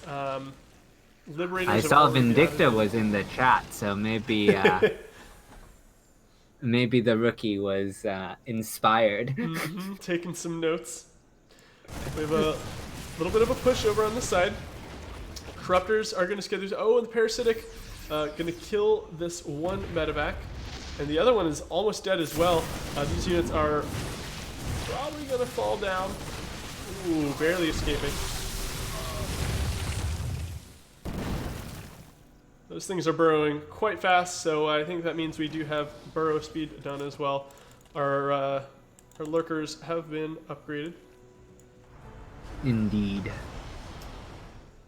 It's kind of interesting. We started with the Broodlords and now we're on the Lurkers and like spellcaster units. Yeah, creative ducks here by BreakingGG. Snipes coming out, and that's actually, that's going to be what the ghosts are for, on these Lurkers. Good EMPs on the infestors, but only after they get some of these fungals off. Yeah. Gonna be forced to disengage with the bio there and the planetary. It's just not a great place to take a fight. Swinging over to the left side of the map, he's going to run into another planetary, but with the army not here yet, he can siege these quite quickly, and I think he gets it. Ooh, it's going to be close. If he does, he's thrown away a fair bit of army for it. It does go down, and he pulls back. Now we do have Vehicle Weapons 1 finished for Rookie. Another base going down for BreakingGG in the top left, with this command center getting placed close to where that PF just fell. This Infestor just kind of sitting here, biding its time. We'll see if a scan comes out. No? Okay, the army's just going to turn around. I was watching, I think, Dan earlier. No, I think it was yesterday, excuse me. I joined just in time to see a game where Dan was getting cannon rushed by a Zerg player. Yeah. That was a painful game. Yeah. We do have plenty of ghosts here, although someone falling out. EMP is going off, not hitting the Vipers. See if some snipes can come down. A lot of Hydras, a lot of Lurkers, a few Corruptors here, and with the blinding cloud going down, these tanks are going to stop shooting. You see, this base is probably going to fall to those Hydras. I like this Lurker positioning. It's like zoning the tank bio, so it's not actually threatening the third base or the location per se. It's just preventing the Terran from actually coming and defending. Yeah, now, while this is happening, there was a Liberator on the right side of the map. It's going to get picked off by the Spore Crawler, but not until after it kills 6 workers. These Hydra, let's just going to pick off another structure before going back. Ooh, okay. Yeah, they were able to get the Ghost Academy, so... Nice. So we will not have any weapons. This fight is... That was kind of painful. Yeah, not a great engagement for BreakingGG, leaving a few units behind. Coming over here. Oh, that Infestor going to immediately fall. There's a lot of Marauders and a bunch of tanks here, so I don't think this army is going to be able to break into the, I guess, whichever numbered base this is we're at here. Now, BreakingGG is aware of the PF existing at the bottom off center. Another command center floating around here. We'll see where Rookie tries to put it. It's like at the 630 position. Maybe 615. Yeah, we'll call it 615. There's the command center I'm looking at right now is this one dead center. But as this is going on, we do have an engagement at the bottom. There's not a whole lot of army here for BreakingGG. He's going to have to oh, he's not actually going to go for this round. He's going to go over and push. Sacrificing this base. Army is sitting here in the mid, and it does look like he might try to go for a base race. This is unfortunate base to lose, not because it's worth economy per se, but the Lurker Den is over here. Yeah. While it's happening, a couple of Marauders are going to push into the top center base, and at this point, well, this is going to be hard to break into. I don't know if BreakingGG wants to do this. There's a lot of tanks here. He's losing a lot of units as they try to bust into this line. Supply is so even on both sides. Yeah. Both players, nearly up at 200 at one point, and then immediately falling down to, 150-ish. Some good blinding clouds preventing some of the tanks from shooting. These Hydras and Roaches and Ravagers will be able to finish this up. The Lurker Den still hasn't fallen. If we get some creep spread, perhaps we can save it, or if an Overlord comes in and drops. Okay, a little bit of an overextension here. But with these burrowed Lurkers in the back, gonna force Rookie to stop pursuing. Yeah, I think reclaiming that space, he will be able to save his Lurker Den as long as he remembers it's over there. And, okay. Yeah, hatchery is things going have, down. yeah, calmed themselves for a moment here. So, Yeah. This is a grueling game for both players, fighting yeah. tooth and nail to stay in it. A There's lot of actually we're getting into that like split map scenario where like how well you've been trading starts to matter a lot. yeah, yeah. It's not even like, oh, I've been mining more than you. Mining more is actually going to hurt you because you're going to be mined out. Um, Yeah, we're it- not quite there yet. There's like mm, at least one more base for the Terran. Both players trading high yield bases. BreakingGG taking the bottom one, Rookie taking the top. The engagement here at the bottom, though, is going to continue as BreakingGG pushes in. And if he kills his units, he's going to be able to push into this last mining base into the Rookie. As this comes down, this base is going to fall, but what's going to happen to these remaining units? There's not a whole lot of bio here, and there's plenty of hydras. I mean, no one is mining really at the moment. Yeah. Nice yoink on the tank. This is so scrappy. Yeah, both players trading their only mining bases for one another. It looks like BreakingGG, I guess, has one final base. But he gets the lurker den. Yes, that is a big kill. Finally picking that off, meaning no more lurkers will come down. We do have a spire that has been completed, so we could transition back into that. And the Rookie also has lifted his main and moved it over to the fresh base. Yes. So, like, it's still a very even game overall, but there's like this slight edge between the tech reset and the time it's going to take BreakingGG to reestablish mining over at that top side. He does have this other base that's been mining at the 4 o'clock position. But and I suppose he has. There's a few workers still mining at the third, forcing a cancel at this high yield gas base, but there's just a lot of bio here. Yeah, this Terran army is scary. Yeah. So the other thing about it is like we're in this scenario where like everyone has their upgrades, so like everything just dies quickly too. Well, it all kind of cancels out, right? The +3 Sure. armor. Oh, good Viper pull on that tank, but there's just too much bio. And Rookie picking up game number 4, tying up our series here. Well fought 30-minute game.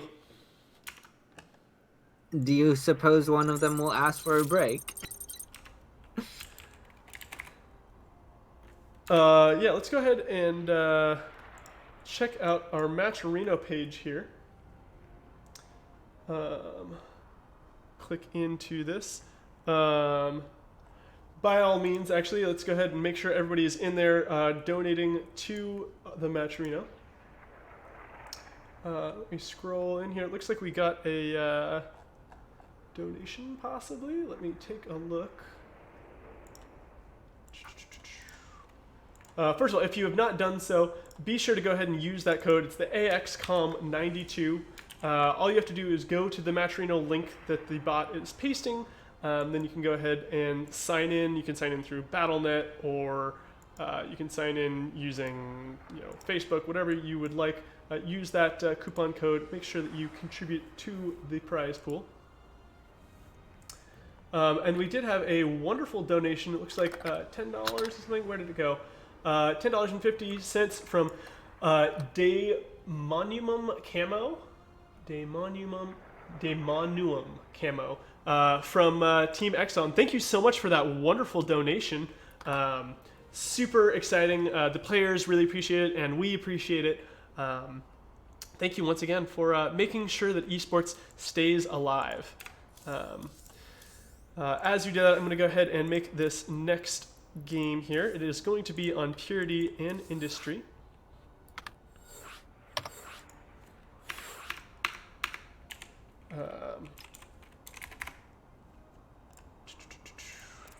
Boop.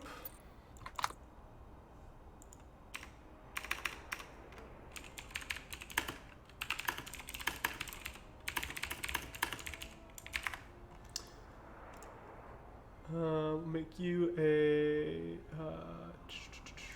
why can't I drag you down? Invite to game. Make referee. Cool.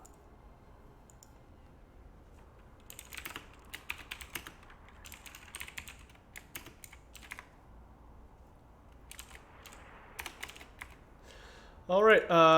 Looks like players are in the game.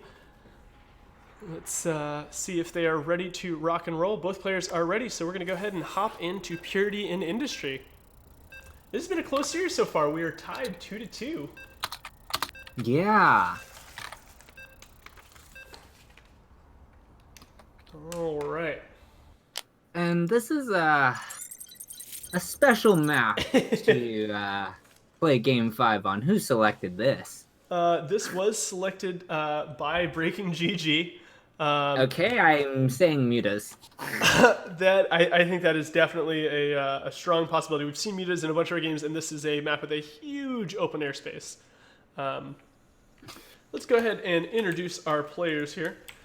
Spawning in the industry side, appropriately so, as our red Terran player, representing Into the, it is none other than Rookie.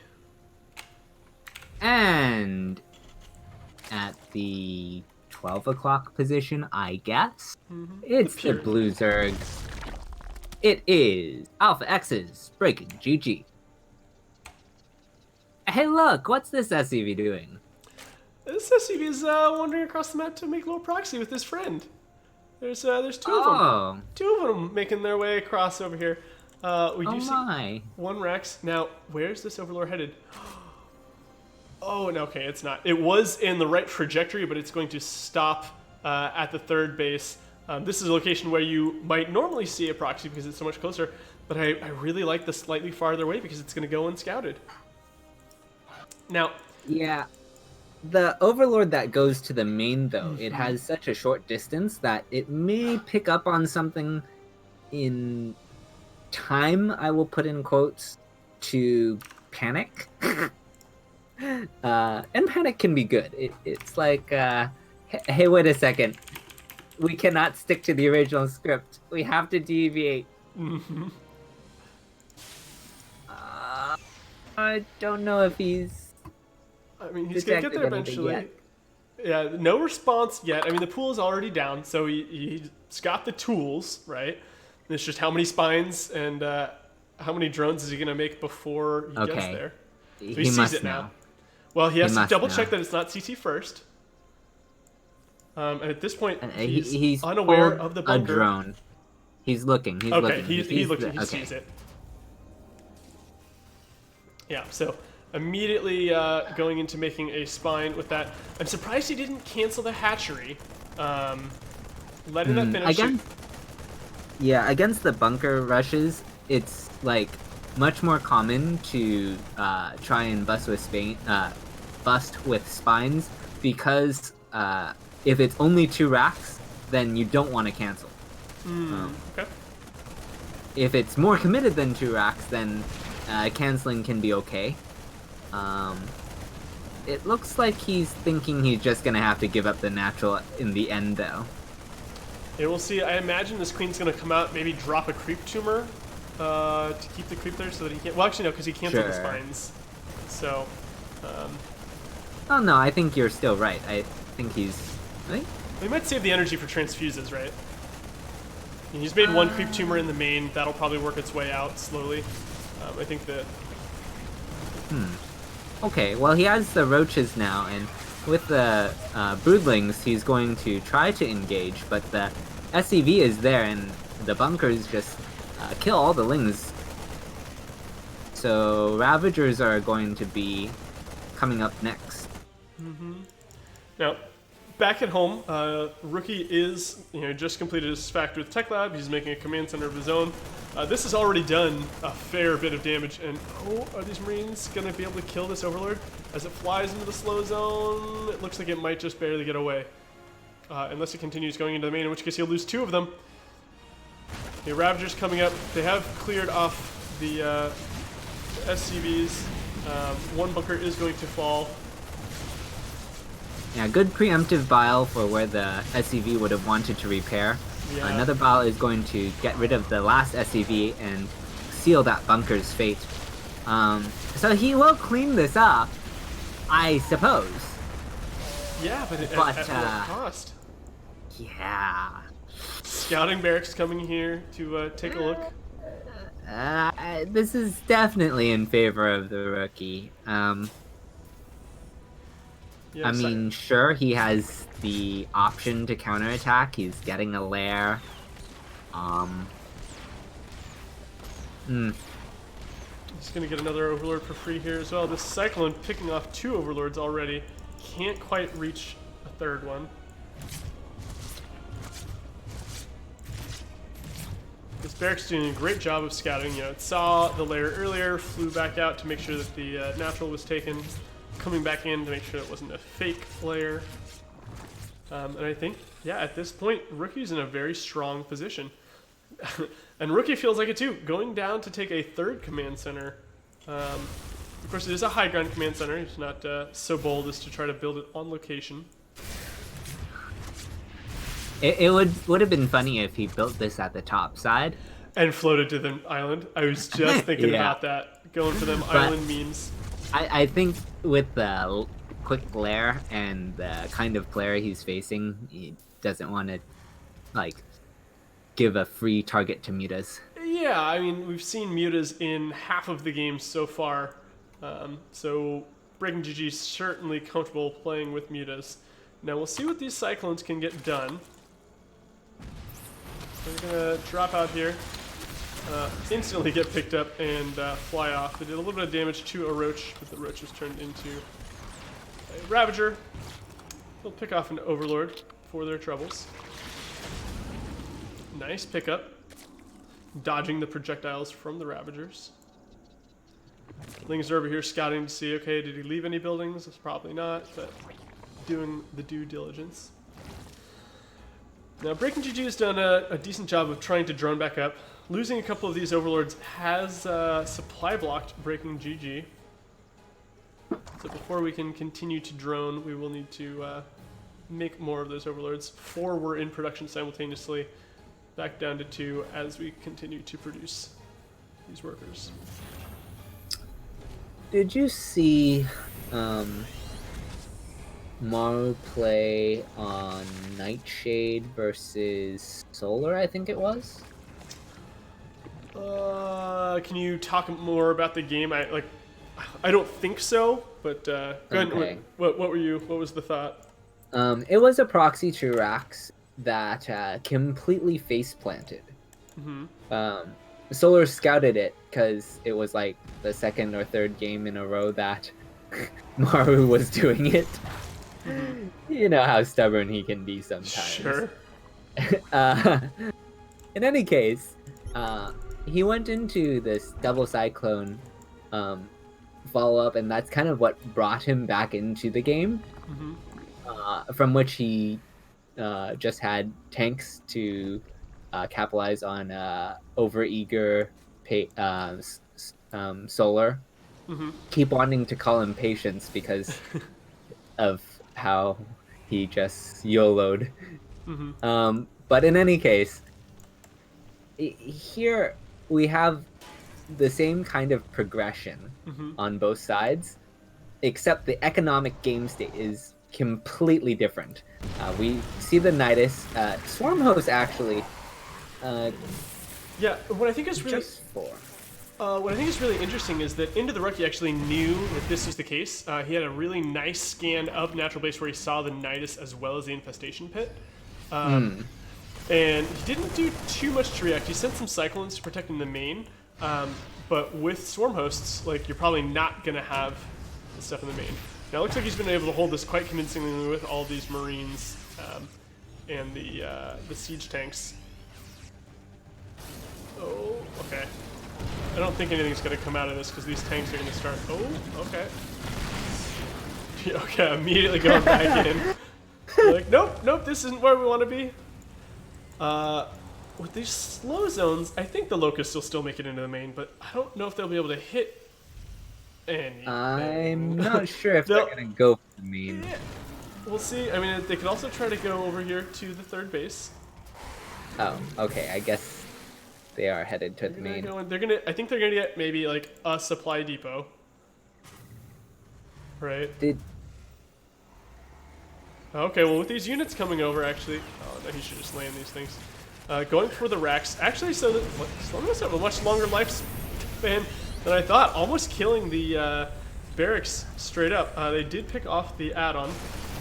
Nidus is going to go down, and behind all of this, we're getting a bunch of roaches and ravagers now. The Nidus in the main. No reaction? No reaction. I mean, both players are focusing on the battle that is happening in the middle of the map. Two Cyclones do finally see it, and Storm Hosts are going to walk out. They're going to get stranded here, actually. But the Locusts will quickly kill some of these units. I think we just lost a whole bunch of Storm Hosts. Not the place you want to be as BreakingGG. Big engagement setting up in the middle once again. Oh, nice Losing biles. the Storm Host might be game. Like, he does still have healthy Roach Rav, and he can slow the tank Bioforce, but without something like those Storm Hosts, he doesn't really have the means to pick away at his opponent to find a way back into this game as well. He is getting that Nidus up again at the bottom side, so maybe he can backstab, but I don't know. We do have a Doom Drop heading into the main. I think one more tank could have been picked up if a Marine had been unloaded, but this is a lot of stuff setting up here. Siege tanks immediately sieging. The Marines coming up here. There are a fair number of Roaches and Ravagers, but the tanks are just going to do a lot of damage. Okay, Roaches getting in here, able to clean up some of these tanks, but not until after 13 workers had already fallen. These medevacs should be able to do boost home. One of them going to fall. A lone Roach attacking this command center until it's scared off by a Marauder. That Roach, I think, did pick off 2 workers on its own. Actually not sure if that Doom Drop was worthwhile. Yeah, I thought it was going to do a lot more. It picked off some workers, but, I mean, the Zerg player can just immediately make those drones, and it's going to take you a long time to make that many tanks, so... Yeah. I think I have like, to it looks so scary, and then... And then it wasn't!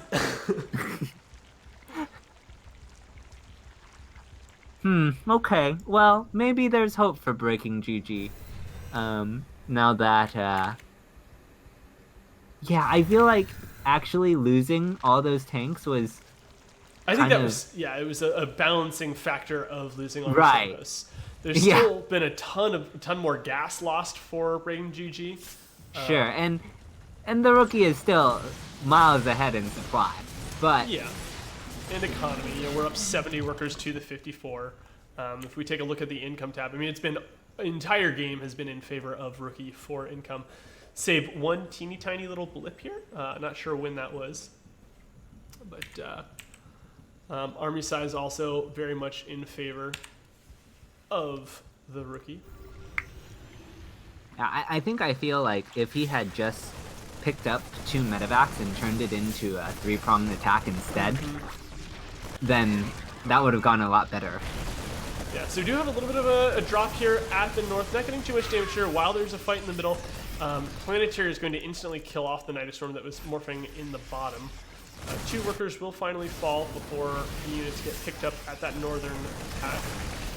A lot of Overlords going down. With the siege tanks here, the bio should be able to just fall back, and sure enough, they do. Picking up a couple more workers. And if these tanks start kind of leapfrogging forward, okay, here we go. BreakingGG trying to push forward. All right, dropping a bunch of biles. Ooh, picking up a medevac or 2. Some good biles here. The hatchery will fall. And at this point, again, we've got so many tanks here that it's going to be hard for BreakingGG to break it. And sure enough, Rookie takes that game. Now, how much of that do you think was due to the damage from the beginning, just kind of putting the momentum in Rookie's favor, versus... I feel like he kind of forced BreakingGG to be on this ground comp that he really didn't want to. Like, I don't think a Zerg picks the map intending to go into roaches. Mm-hmm. Maybe they intend to go into swarm hosts, but I don't think they intend to go into roaches. Yeah, yeah. Or if you are going to go into roaches, it's going to be like a roach all in or something. It might have been that one game where BreakingGG opened up with that early roach push. It was like, okay, cool, this is what I'm going to do. Sure. The plan is I will see, if I can kill, then I will. But if not, we'll go for something else. It looks like our next game is going to be on Simulacrum.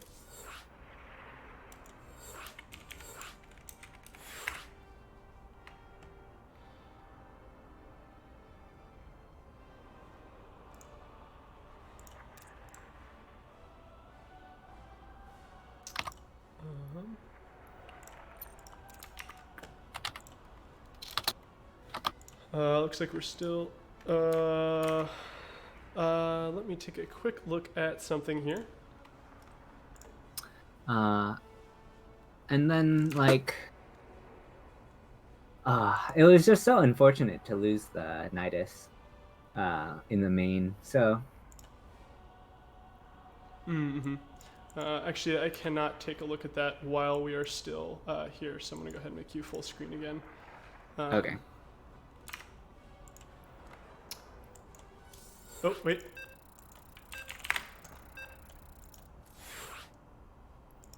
Nice. Nice save.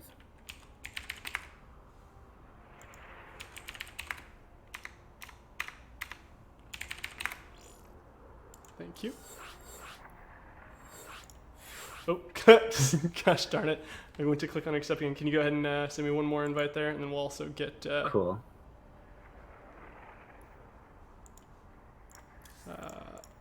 Go ahead and climb. There we go. Do that. They're waiting for a split second on Rookie.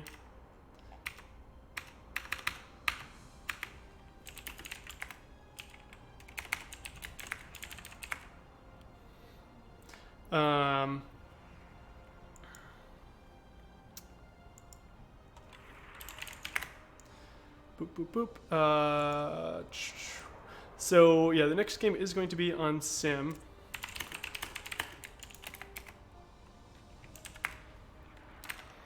I think we're waiting for a split second on one of our players. I think they're taking a quick break. So while they do that, we'll talk a little bit about some other things that are happening. Actually, let's figure out something else here.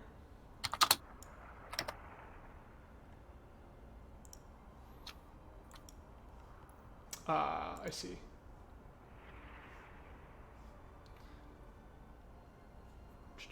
Let me take a look and see if we have that.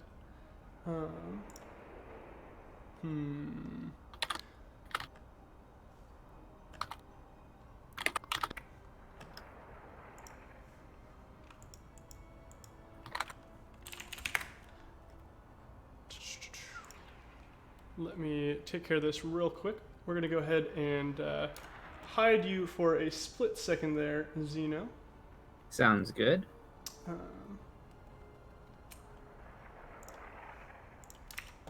And yeah, I mean, I don't know, just thinking out loud. I'm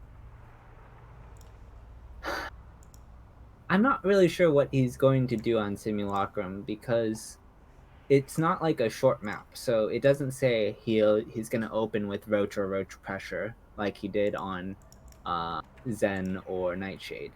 But it also doesn't have like amazing airspace, so it doesn't communicate mutas to me either. But those between the two of those, he seems to favor one style or the other. Mm-hmm. So I don't know where BreakingGG intends to go on this map. Yeah, we'll see what the choice is and where they go. Let me just do a quick check here on this. We are still waiting on one of the players Taking a quick break. We had a pretty long 30-minute game a moment ago, so got to make sure we do all the restroom stuff that needs to happen. While that is going on, let me finish fixing this. Boop, boop, boop.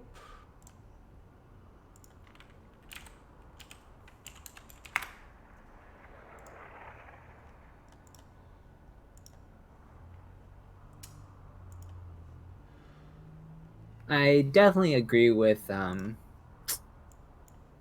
Rookie's decision to use a cheese on Purity and Industry. Mm-hmm. After playing someone that is very comfortable on mutas, you play them next on a incredibly short air distance map. Like it indirectly favors their style. So do you want them to stabilize onto that mid game that they're hoping to get to? Probably not. And you also haven't done a cheese yet in the series, and it's always good to have a one-off somewhere in something like a best of 7, best of 9. Yeah, for sure. All right, at this point, it looks like our players are back and ready to roll, so we're going to go ahead and get this game started. We thank everybody for their patience. Thank you for hanging out and waiting for us. Oh crap, what just happened? I think the stream crashed for me, or the game crashed for me. Okay. So there might be a hiccup. Might be a slight snafu. Oh well. We'll wait and see. Has it crashed yet? It crashed on my end. Okay, yeah, we're still in the pending loading area here. I can ask the players. Should we? Let me ping Sushi and see. Sure, that sounds like a good plan. I mean, there's no delay. I mean, there's the natural delay. There's no added delay. So okay, yeah. Oh, Sushi just messages me. We will go ahead and remake. Okay. So.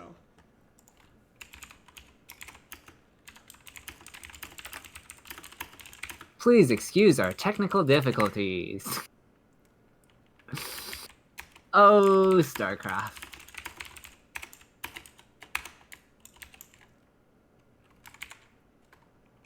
Okay, I have logged back in. Okay, we're still pending. Well, the unfortunate thing about when that happens. Yeah, so I don't remember if I was alt-tabbed or something, but apparently if you're like in-game or out-of-game and you suddenly switch to the other one at the exact same moment that the loading screen begins, it like has this major hiccup that just you can't do anything about. Yeah. That's, Blizzard is a small indie gaming company. They don't have the funds to fix problems like this. Yep, that's what we're told. Just a small indie company. Yeah. Oh, well. You want to take a quick peek at Discord as well? I think we have a little conversation going there.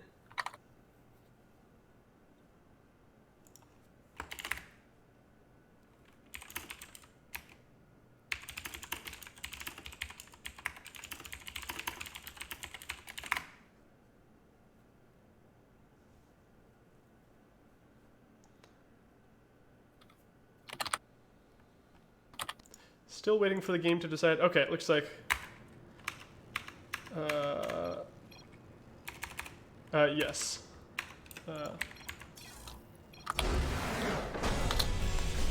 Cool. I realized... Okay,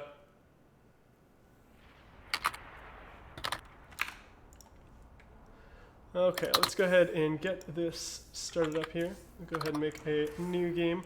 That was on. Now I don't even remember where we started. That was on Sim. Simulacrum. Yeah, so let me make a new Sim game, create with mod.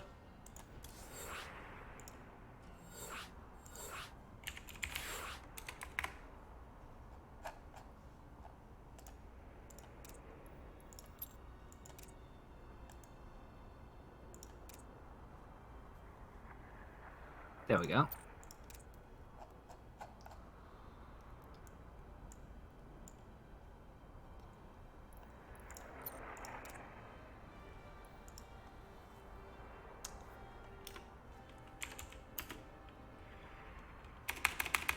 All right, let's try one more time.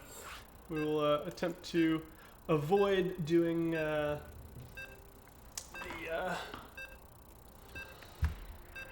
alt tabbing right as the game switches.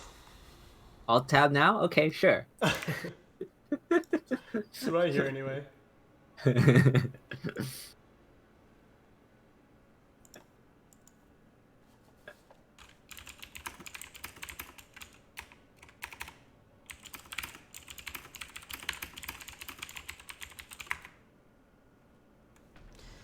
All right, well, we're back into it. And spawning in the top left of Simulacrum is your red Terran player representing Into the. It's none other than Rookie. And in the bottom right, as the blue Zerg for Alpha X, it is BreakingGG.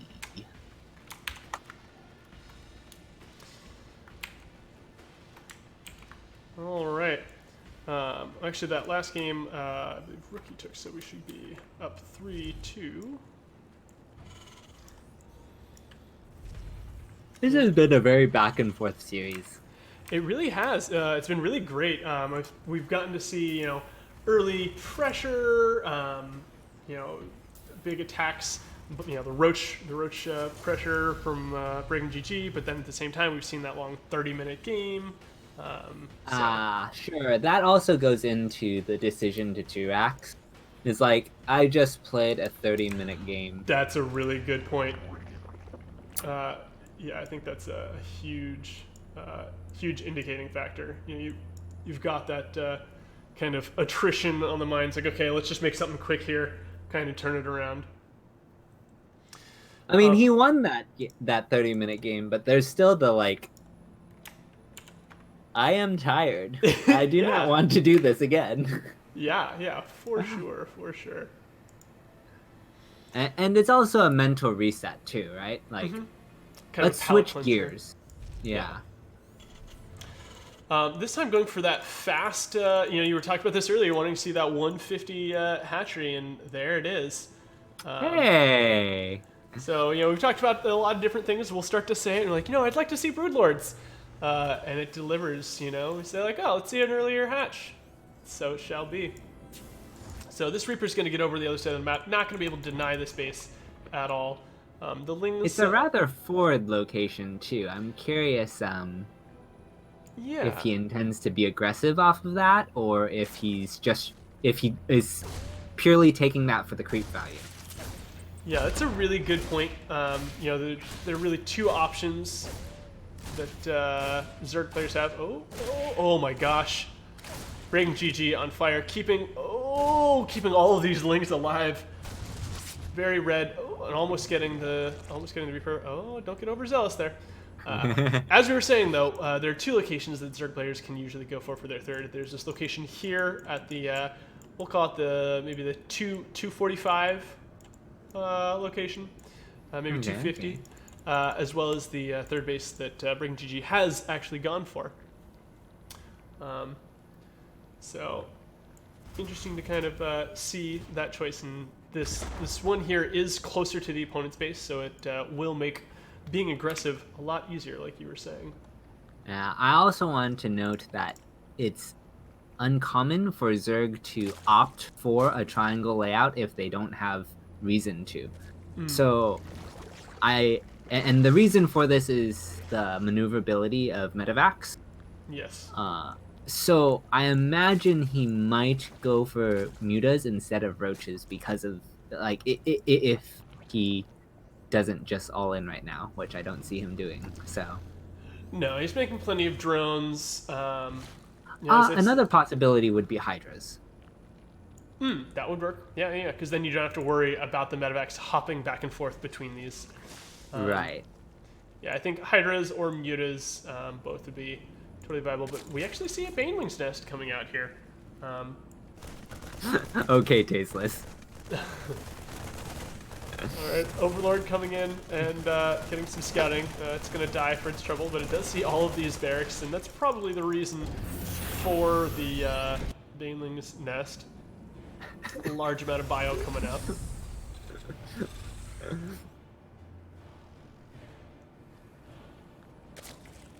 Alright, a handful of lings coming up the center.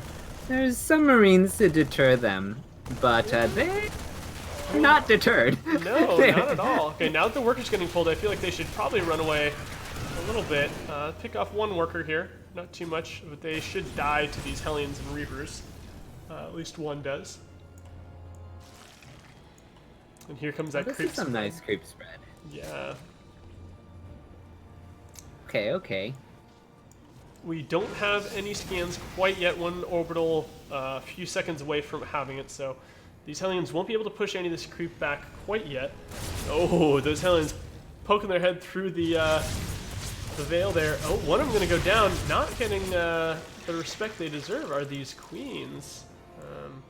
1-1 ground is started for our Zerg. This almost... Is that a... So we've got a Okay, he's getting macro hatch. Yeah, we've got a macro hatch here as well as a layer, so I'm imagining we're going to see... what do you think? There's 4 gas geysers here. I don't know. This is weird. I'm wondering, this is total shot in the dark. I'm wondering if we're going to see... Well, no, because he doesn't have any overlords. I was going to say, I'm wondering if we're going to see a Nidus, like Lings and Banes, because there are a lot of Lings in production. Drones have stopped getting produced. But I don't think we're going to see the Nidus, because there's no overlords in position to kind of give us vision into the base. Technically, this could be a Ultralisk Rush. Okay, I could see that. Ling is going to come in here, get this round. Great focus fire on those Banelings. I was trying to do Printf's minute micro challenge the other day. One of them is focus firing Banelings. I was destroyed on that every single time. I should not be a Terran player, as it turns out. Yeah, these, of course, Rookie being a very, very good Terran player can pick off every single one of those Banelings without getting messed up. Gonna go ahead and scan to clear some of this creep. But Ling is coming in, gonna force a pickup, or at least they should soon. He's standing his ground. He's gonna take 2 queens before picking up. Almost loses that medevac.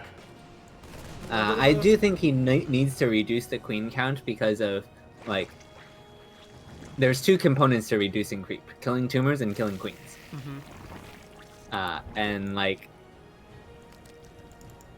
He already killed tumors, so there's this sense of well, let's get rid of the queens while we're at it. Yeah. So, the infestation pit has completed and Hive is on the way. I think you might be right. We could be in for some more Ultralisks here. Centrifugal hooks, our roly-poly upgrade, about to finish for these Banes. At this point in time, we only have 9 Banelings, but 8 more are in production, 6 more. More creep getting cleared here. And with 2 tanks with this army, he's going to be able to kind of just set up a little position that he can run back to. There's a healthy amount of Lingbane, so he's taking his time waiting for the creep to recede, rotating around, trying to not get flanked. But there might just be a backstab. Yeah, there's a lot of Lings here, and with that 1 tank, it is going to be enough to kind of push some of these Lings back. Scan going down into the main. We'll see the Spire and the Hive, although I wonder if that Spire was thrown down right as the scan came in. Doesn't look like he didn't cancel it, so he's going to let that Spire finish. Drilling Claws on the way for our Terran player. Realizing that it's going to be pretty good at killing Lings as well as Mutalisks if they should show up. Double medevac drop, heading towards the main, more or less. But Should get scouted probably gonna by have to this. stop for some creep cleaning. Yeah, some more creep cleaning happening in the middle. Some siege tanks here actually going to kill a few Lings for free. These double medevacs are making their way into the main. There are a fair number of Lings running in. 2 queens here. Okay. Gonna start taking a look. Gonna force a pickup here. A lot of Lings. Vipers are out now. Yeah, very good. I think with the blinding clouds, and we've seen BreakingGG doing a good job of kind of like using the blinding clouds to break those big siege lines, and I think that's really strong. Now this is a very unique style of play. Oh, getting the kill on the hatchery there. No cancel. Another drone is here to start, or I don't know where this drone is going. Drop into the main here. Lings are going to have to run around, but we also have Siege Line coming up at the third. Good multi-prong aggression from Rookie. He's set up these tanks, or rotated these tanks over. So he has this nice secure location, but the Vipers are coming in now. They finally have their energy. They can blinding cloud all the tanks. The Ling Bane is able to collapse onto this, and he will save the 4th? Maybe! The last tank... Okay, that also falls, and I think he has enough to hold? Question mark? Yeah, I mean, we've got a bunch of mines, and we've got a lot more Marines and Marauders. It looks like he's actually just going to focus it down. Ooh, pulling the buyback, lifting it up. A couple of good Baneling connections and some mines taking down the rest of the Lings. Should see some parasitic bombs, maybe? Oh, mine picking off one of the Vipers there. These hatcheries are so low. He's draining health from the hatchery! BreakingGG, you're going to kill your hatchery! You got to transfuse it or something. Okay, we do get some good parasitics here. Playing with fire here. Both players down to the nitty gritty, and I think, okay, some Ultralisks are coming out here. Should be able to push this army back. Baneling's finishing up as well. There's still a lot of mines sitting here, and because they have those tunneling claws, Yeah, he needs an overseer. he's gonna lose another, like both of these Vipers. Oh, okay, well, I take that back. Fight is continuing on here. An Overseer is in the mix now. He cannot go down that ramp with that minefield. I would like to see a transfuse just for my peace of mind. Hatchery's sitting here at 120 HP, 129 to be exact. I am, I think he broke his transfuse key. Maybe. I mean, at this point we're down to only having 2 queens, so that's part of the reason why we're not getting any. Yeah, probably. Behind this, the Rookie has taken many a base. Yeah. And macro cheesing like a madman. Lings are going to go across the map to try to attack some of this. This hatchery, there's no way. Yeah, okay, it does finally fall. Scan coming down to check and see, can I continue pushing forward? BreakingGG is going to decide to kind of fall back a little bit. Yeah, the Rookie is maxed. BreakingGG is at 130-ish. It's just not the position he wants to be in. Yeah, for a second there, it looked like he was going to be able to hold pretty securely, and then he decided to pull life from the hatchery. Now, I'm not saying that's what killed the hatchery. Obviously, there's a lot of bio there at the end to spike it down. I think it certainly didn't help. I think a lot of it was that the tanks should have never been allowed to get into that position. Big fight. The Ultralisks are going to go in and face tank all of the mines, clearing out most of the bio. There's still a handful of Marauders and Marines left, and these Ultralisks are on pretty low health. It's going to come down to these Baneling connections, but great splitting here, and of course these Banelings are landing on Marauders. All of the Ultralisks have fallen. Army supply is now 30 of BreakingGG to the 80 of Rookie. And Rookie picks up game number 6, bringing him up 4-2. Yeah. I think the double medevac drop that went to the main, while on its own it never accomplished a lot, it gave the opportunity for the rookie to move his tanks and mines over to support the bio threatening the fourth. Yeah. So because of the new positioning they established, and because he was facing like purely Ling Bane, it was a straightforward like, okay, I just defend space. He doesn't even have to actually attack the base itself. He's just trading almost infinite value by killing off all those Banes and Lings repeatedly. Yeah, that's a really good point. And that kind of like war of attrition there, you're like, okay, I'm killing off your stuff repeatedly. I'm not really losing too much of mine. I think ultimately led to him just being able to stay alive. Okay, let's try inviting BreakingGG one more time.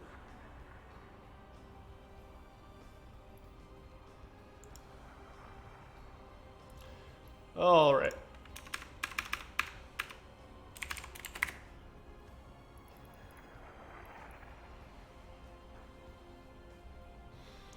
Making sure that the players are ready. Looks like BreakingGG is ready. Rating, double check, making sure that Rookie is good to go. And we're going to go ahead and start this next game. Okay, so there is a build that I would like to see here. Okay, lay it on me. From whom? It's from our Zerg. Okay. I would like to see him open standard-ish, Okay. send a drone to like the middle of the map, build one queen at his natural, then the drone takes the gold third that belongs to the Terran. From there, he makes Ravling. Oh. One other really interesting thing about that is if you just send a Reaper or an SCV, the normal pathing will go right past, and unless they do a little duck in, they don't see it. So I like that. We'll have to see if that's what BreakingGG decides. Speaking of which, let's go ahead and introduce our first player here, spawning in the bottom left of Golden Wall, trying to make a comeback here. It is none other than Alpha X's Red Zerg, BreakingGG. And in the mirror position, as the blue Terran for into the, it is Rookie. The other thing about this map is there's not a whole lot of maneuverability for the Reaper. So the Reaper's ability to scout and see a missing queen at the main is greatly impaired. Yeah, that's actually huge. Due to the map score, he may not go for it. Yeah. BreakingGG down currently 4-2. You know, trying to make sure to just play the game that he wants to play. Right. Go into that. You know, we've seen several times go into that early muta.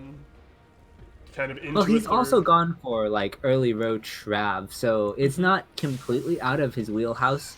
That's true. And there's still time for him to do this, but he didn't send a drone yet, so I'm thinking not happening. Yeah, I think we're going to see a little bit more of a standard style game. Yeah, at least for the next couple of minutes. Yeah. So this SCV is doing the normal pathing. If a drone had gone to take this base, the SCV would not have seen it, wouldn't know what is going on until it walked up right now.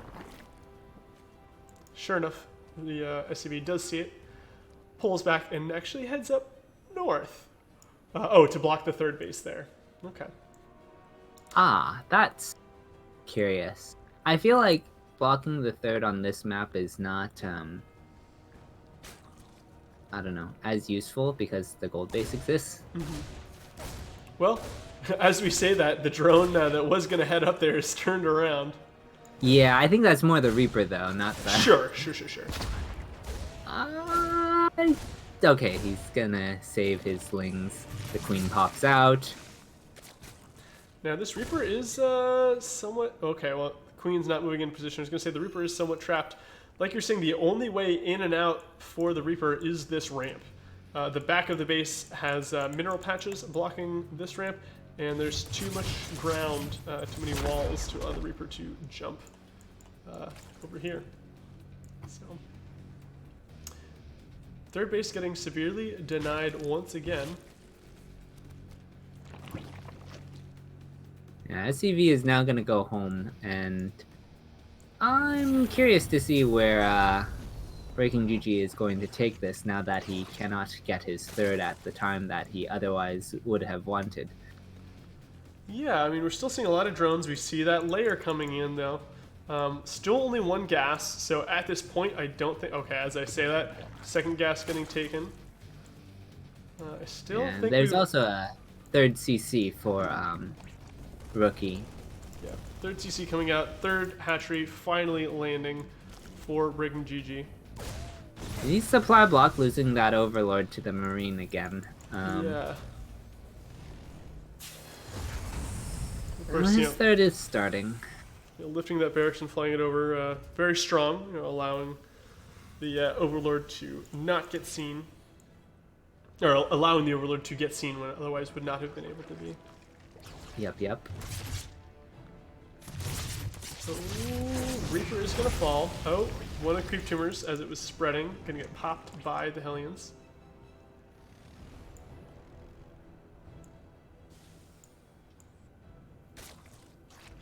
How do you feel about Zerg players mining out the back and just taking these like pocket bases as their third, and then maybe the gold from the backside now?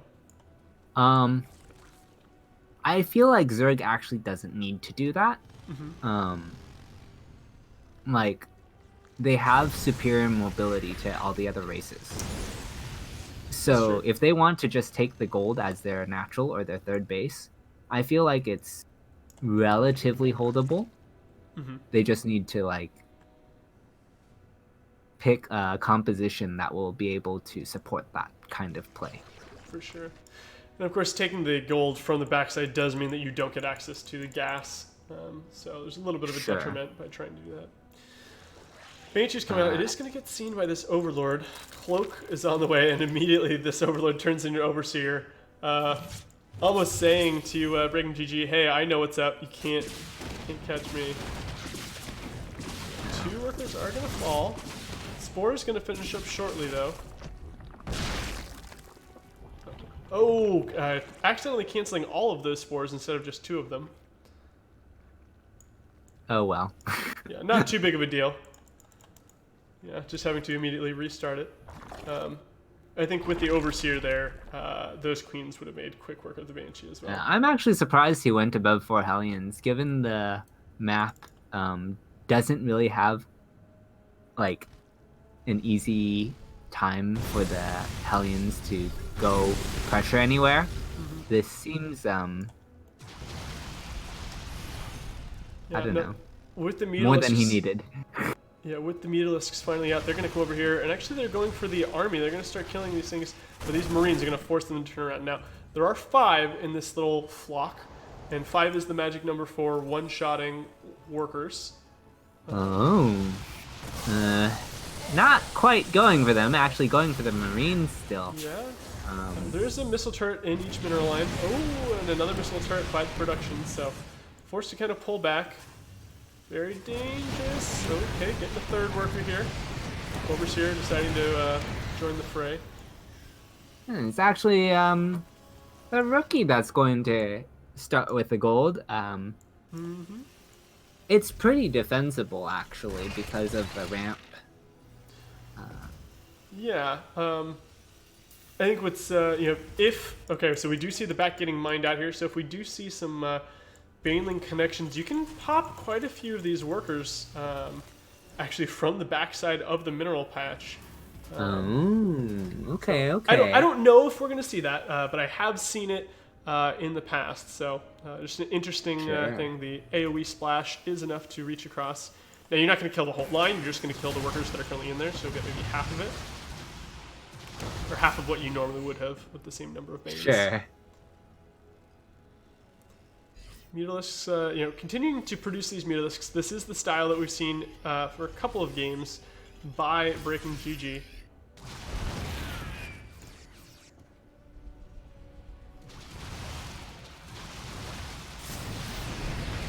Forcing a stim before pulling back. And a lot of Lings and Banes morphing up here as well. Now, these Banshees are flying around. I don't think they caught sight of any of the units that were trickling over, so if these Marines run out and get caught, trapped by these Banelings, that could be pretty bad. Mutalisks gonna poke in, kill another worker, another 2. Lings and the Banes on the high ground. Oh, but this Hellion finds it.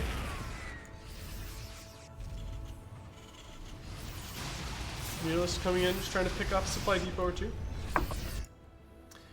And BreakingGG does scout this pocket 4th base here for, Rookie does scout the pocket base for BreakingGG.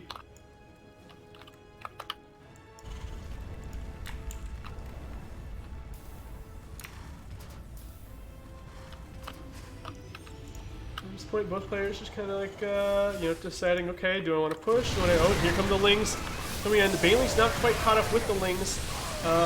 All of the Banelings are going to go down to those tanks and Marines before they can make any contact.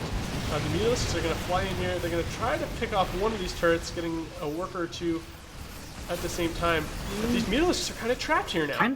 Yeah. Okay, they are going to squeak by out the top without losing too much more. I think this is really good tank placement. They definitely were able to pick off all of the Banelings before they made contact.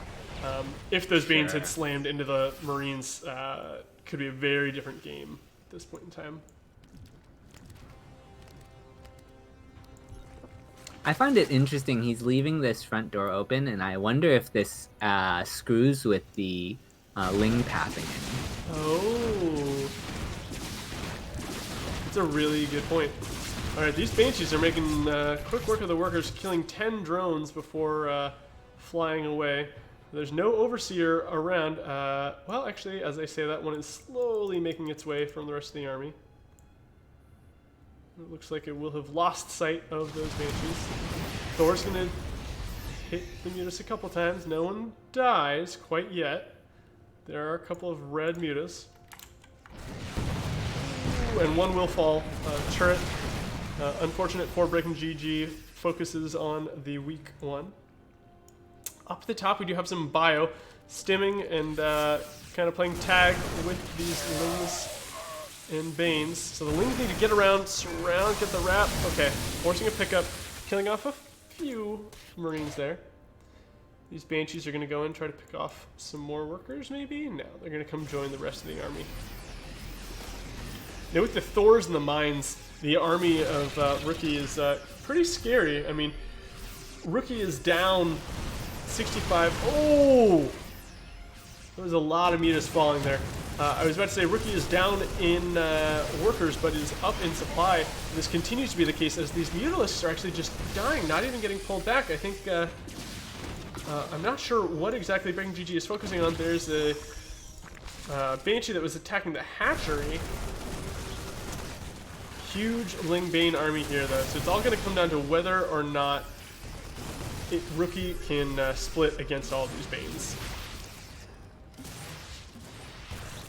Yeah, he's eating up a lot of the creep, and I like the pathway he's chosen, minimizing the open terrain.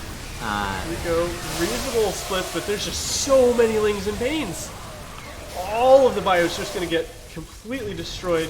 There are 2 medevacs down here, but they're fighting queens, and at this point, BreakingGG has kind of cleaned up a fair bit of the army. Now, we do have some more reinforcements being made at home for Rookie. Army supply still slightly favoring Rookie, but a lot of it is tied up in these medevacs. I mean, if we look at the units here, we've got 11 medevacs.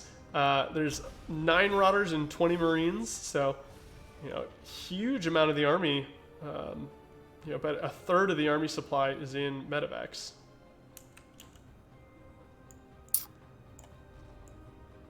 Although with these Thors and things pushing over to the 4th base, we'll have to see what happens. The Banshees at the top, getting shooed off.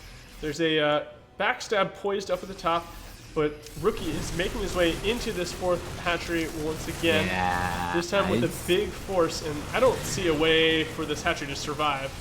No, this is gone. In fact, he may even extend this into the main. Well, there's some Ling Bane coming back, so I think he'll stabilize, but it's a bit painful. Yeah, BreakingGG tried to send those units into the natural of Rookie, but of course the units that were being produced were rallied to that area, so they're able to quickly clean all of that up. And at this point, the army value... Oh, go ahead. I think he also lost most of his mutas, if not all of them. He lost a lot of those a lot earlier. I mean, if we look at the units, there's only 8 mutalisks left on the map at this point. There's a period of time a few minutes ago where a couple of them were in the middle, and BreakingGG's attention was elsewhere, and several of them died to a bunch of Stim Marines. Right. And some more Banelings morphing here. And BreakingGG's army is dying. He can't keep trading like this. I mean, he's up in workers. If we look at the income advantage, it is in favor of BreakingGG, but it's not so heavily in favor of BreakingGG that he can keep on throwing away units for free. He has ultras now, so that gives him some sustain on this defensive position. That's true. I don't know though. This is very scary. Yeah, mines are gonna go off, killing all of the Lings and Banes. The only thing left are the Ultras and Mutalisks. You want those mines to go off on the Ultralisks, of course. Stimming the Marines to kind of run away from the Ultralisks. Ultralisks are finally going to collapse on here, but they're going to go down pretty quickly. All these Banes getting killed as well. I think morphing right in the face of Rookie. It was not great. And Rookie's going to keep pushing forward, and at this point, I mean, BreakingGG has more workers, but now he's in between the rallies. This is a devastating position with BreakingGG. Yeah, BreakingGG can't bring his army together, and there's so many Marauders here to just kind of plow down the Ultralisks. Mines coming in and kill all the Lings. Vipers are here, but they're parasiting bombing one of the medevacs. Thor is also here, and it is going to shoot anything in the air. And with that, Into the Rookie has done it, picking up game number 7 here, bringing the score to 5-2, and that's going to wrap up our series here.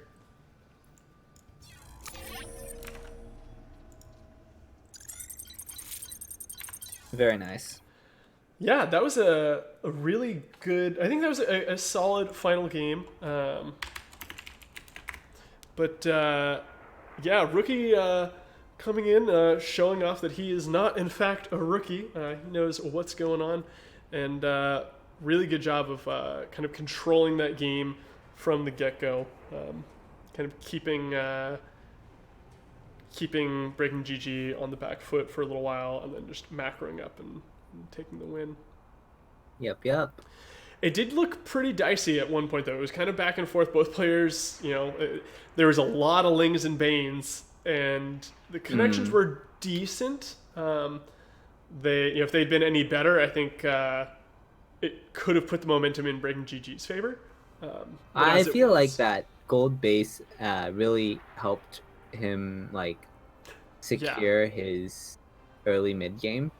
For sure, just the economic boost to make all the bio. Yeah.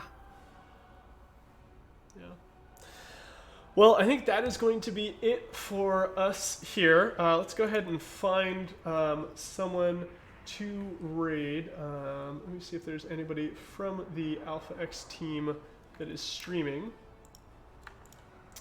Do you see anyone on your side?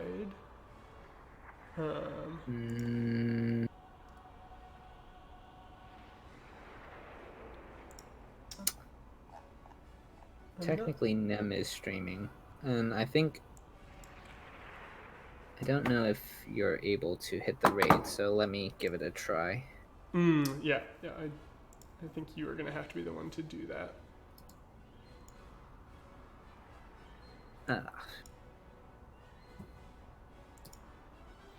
But thank you everybody for stopping by. Don't forget, you still can go in there to the Matcherino. You can contribute.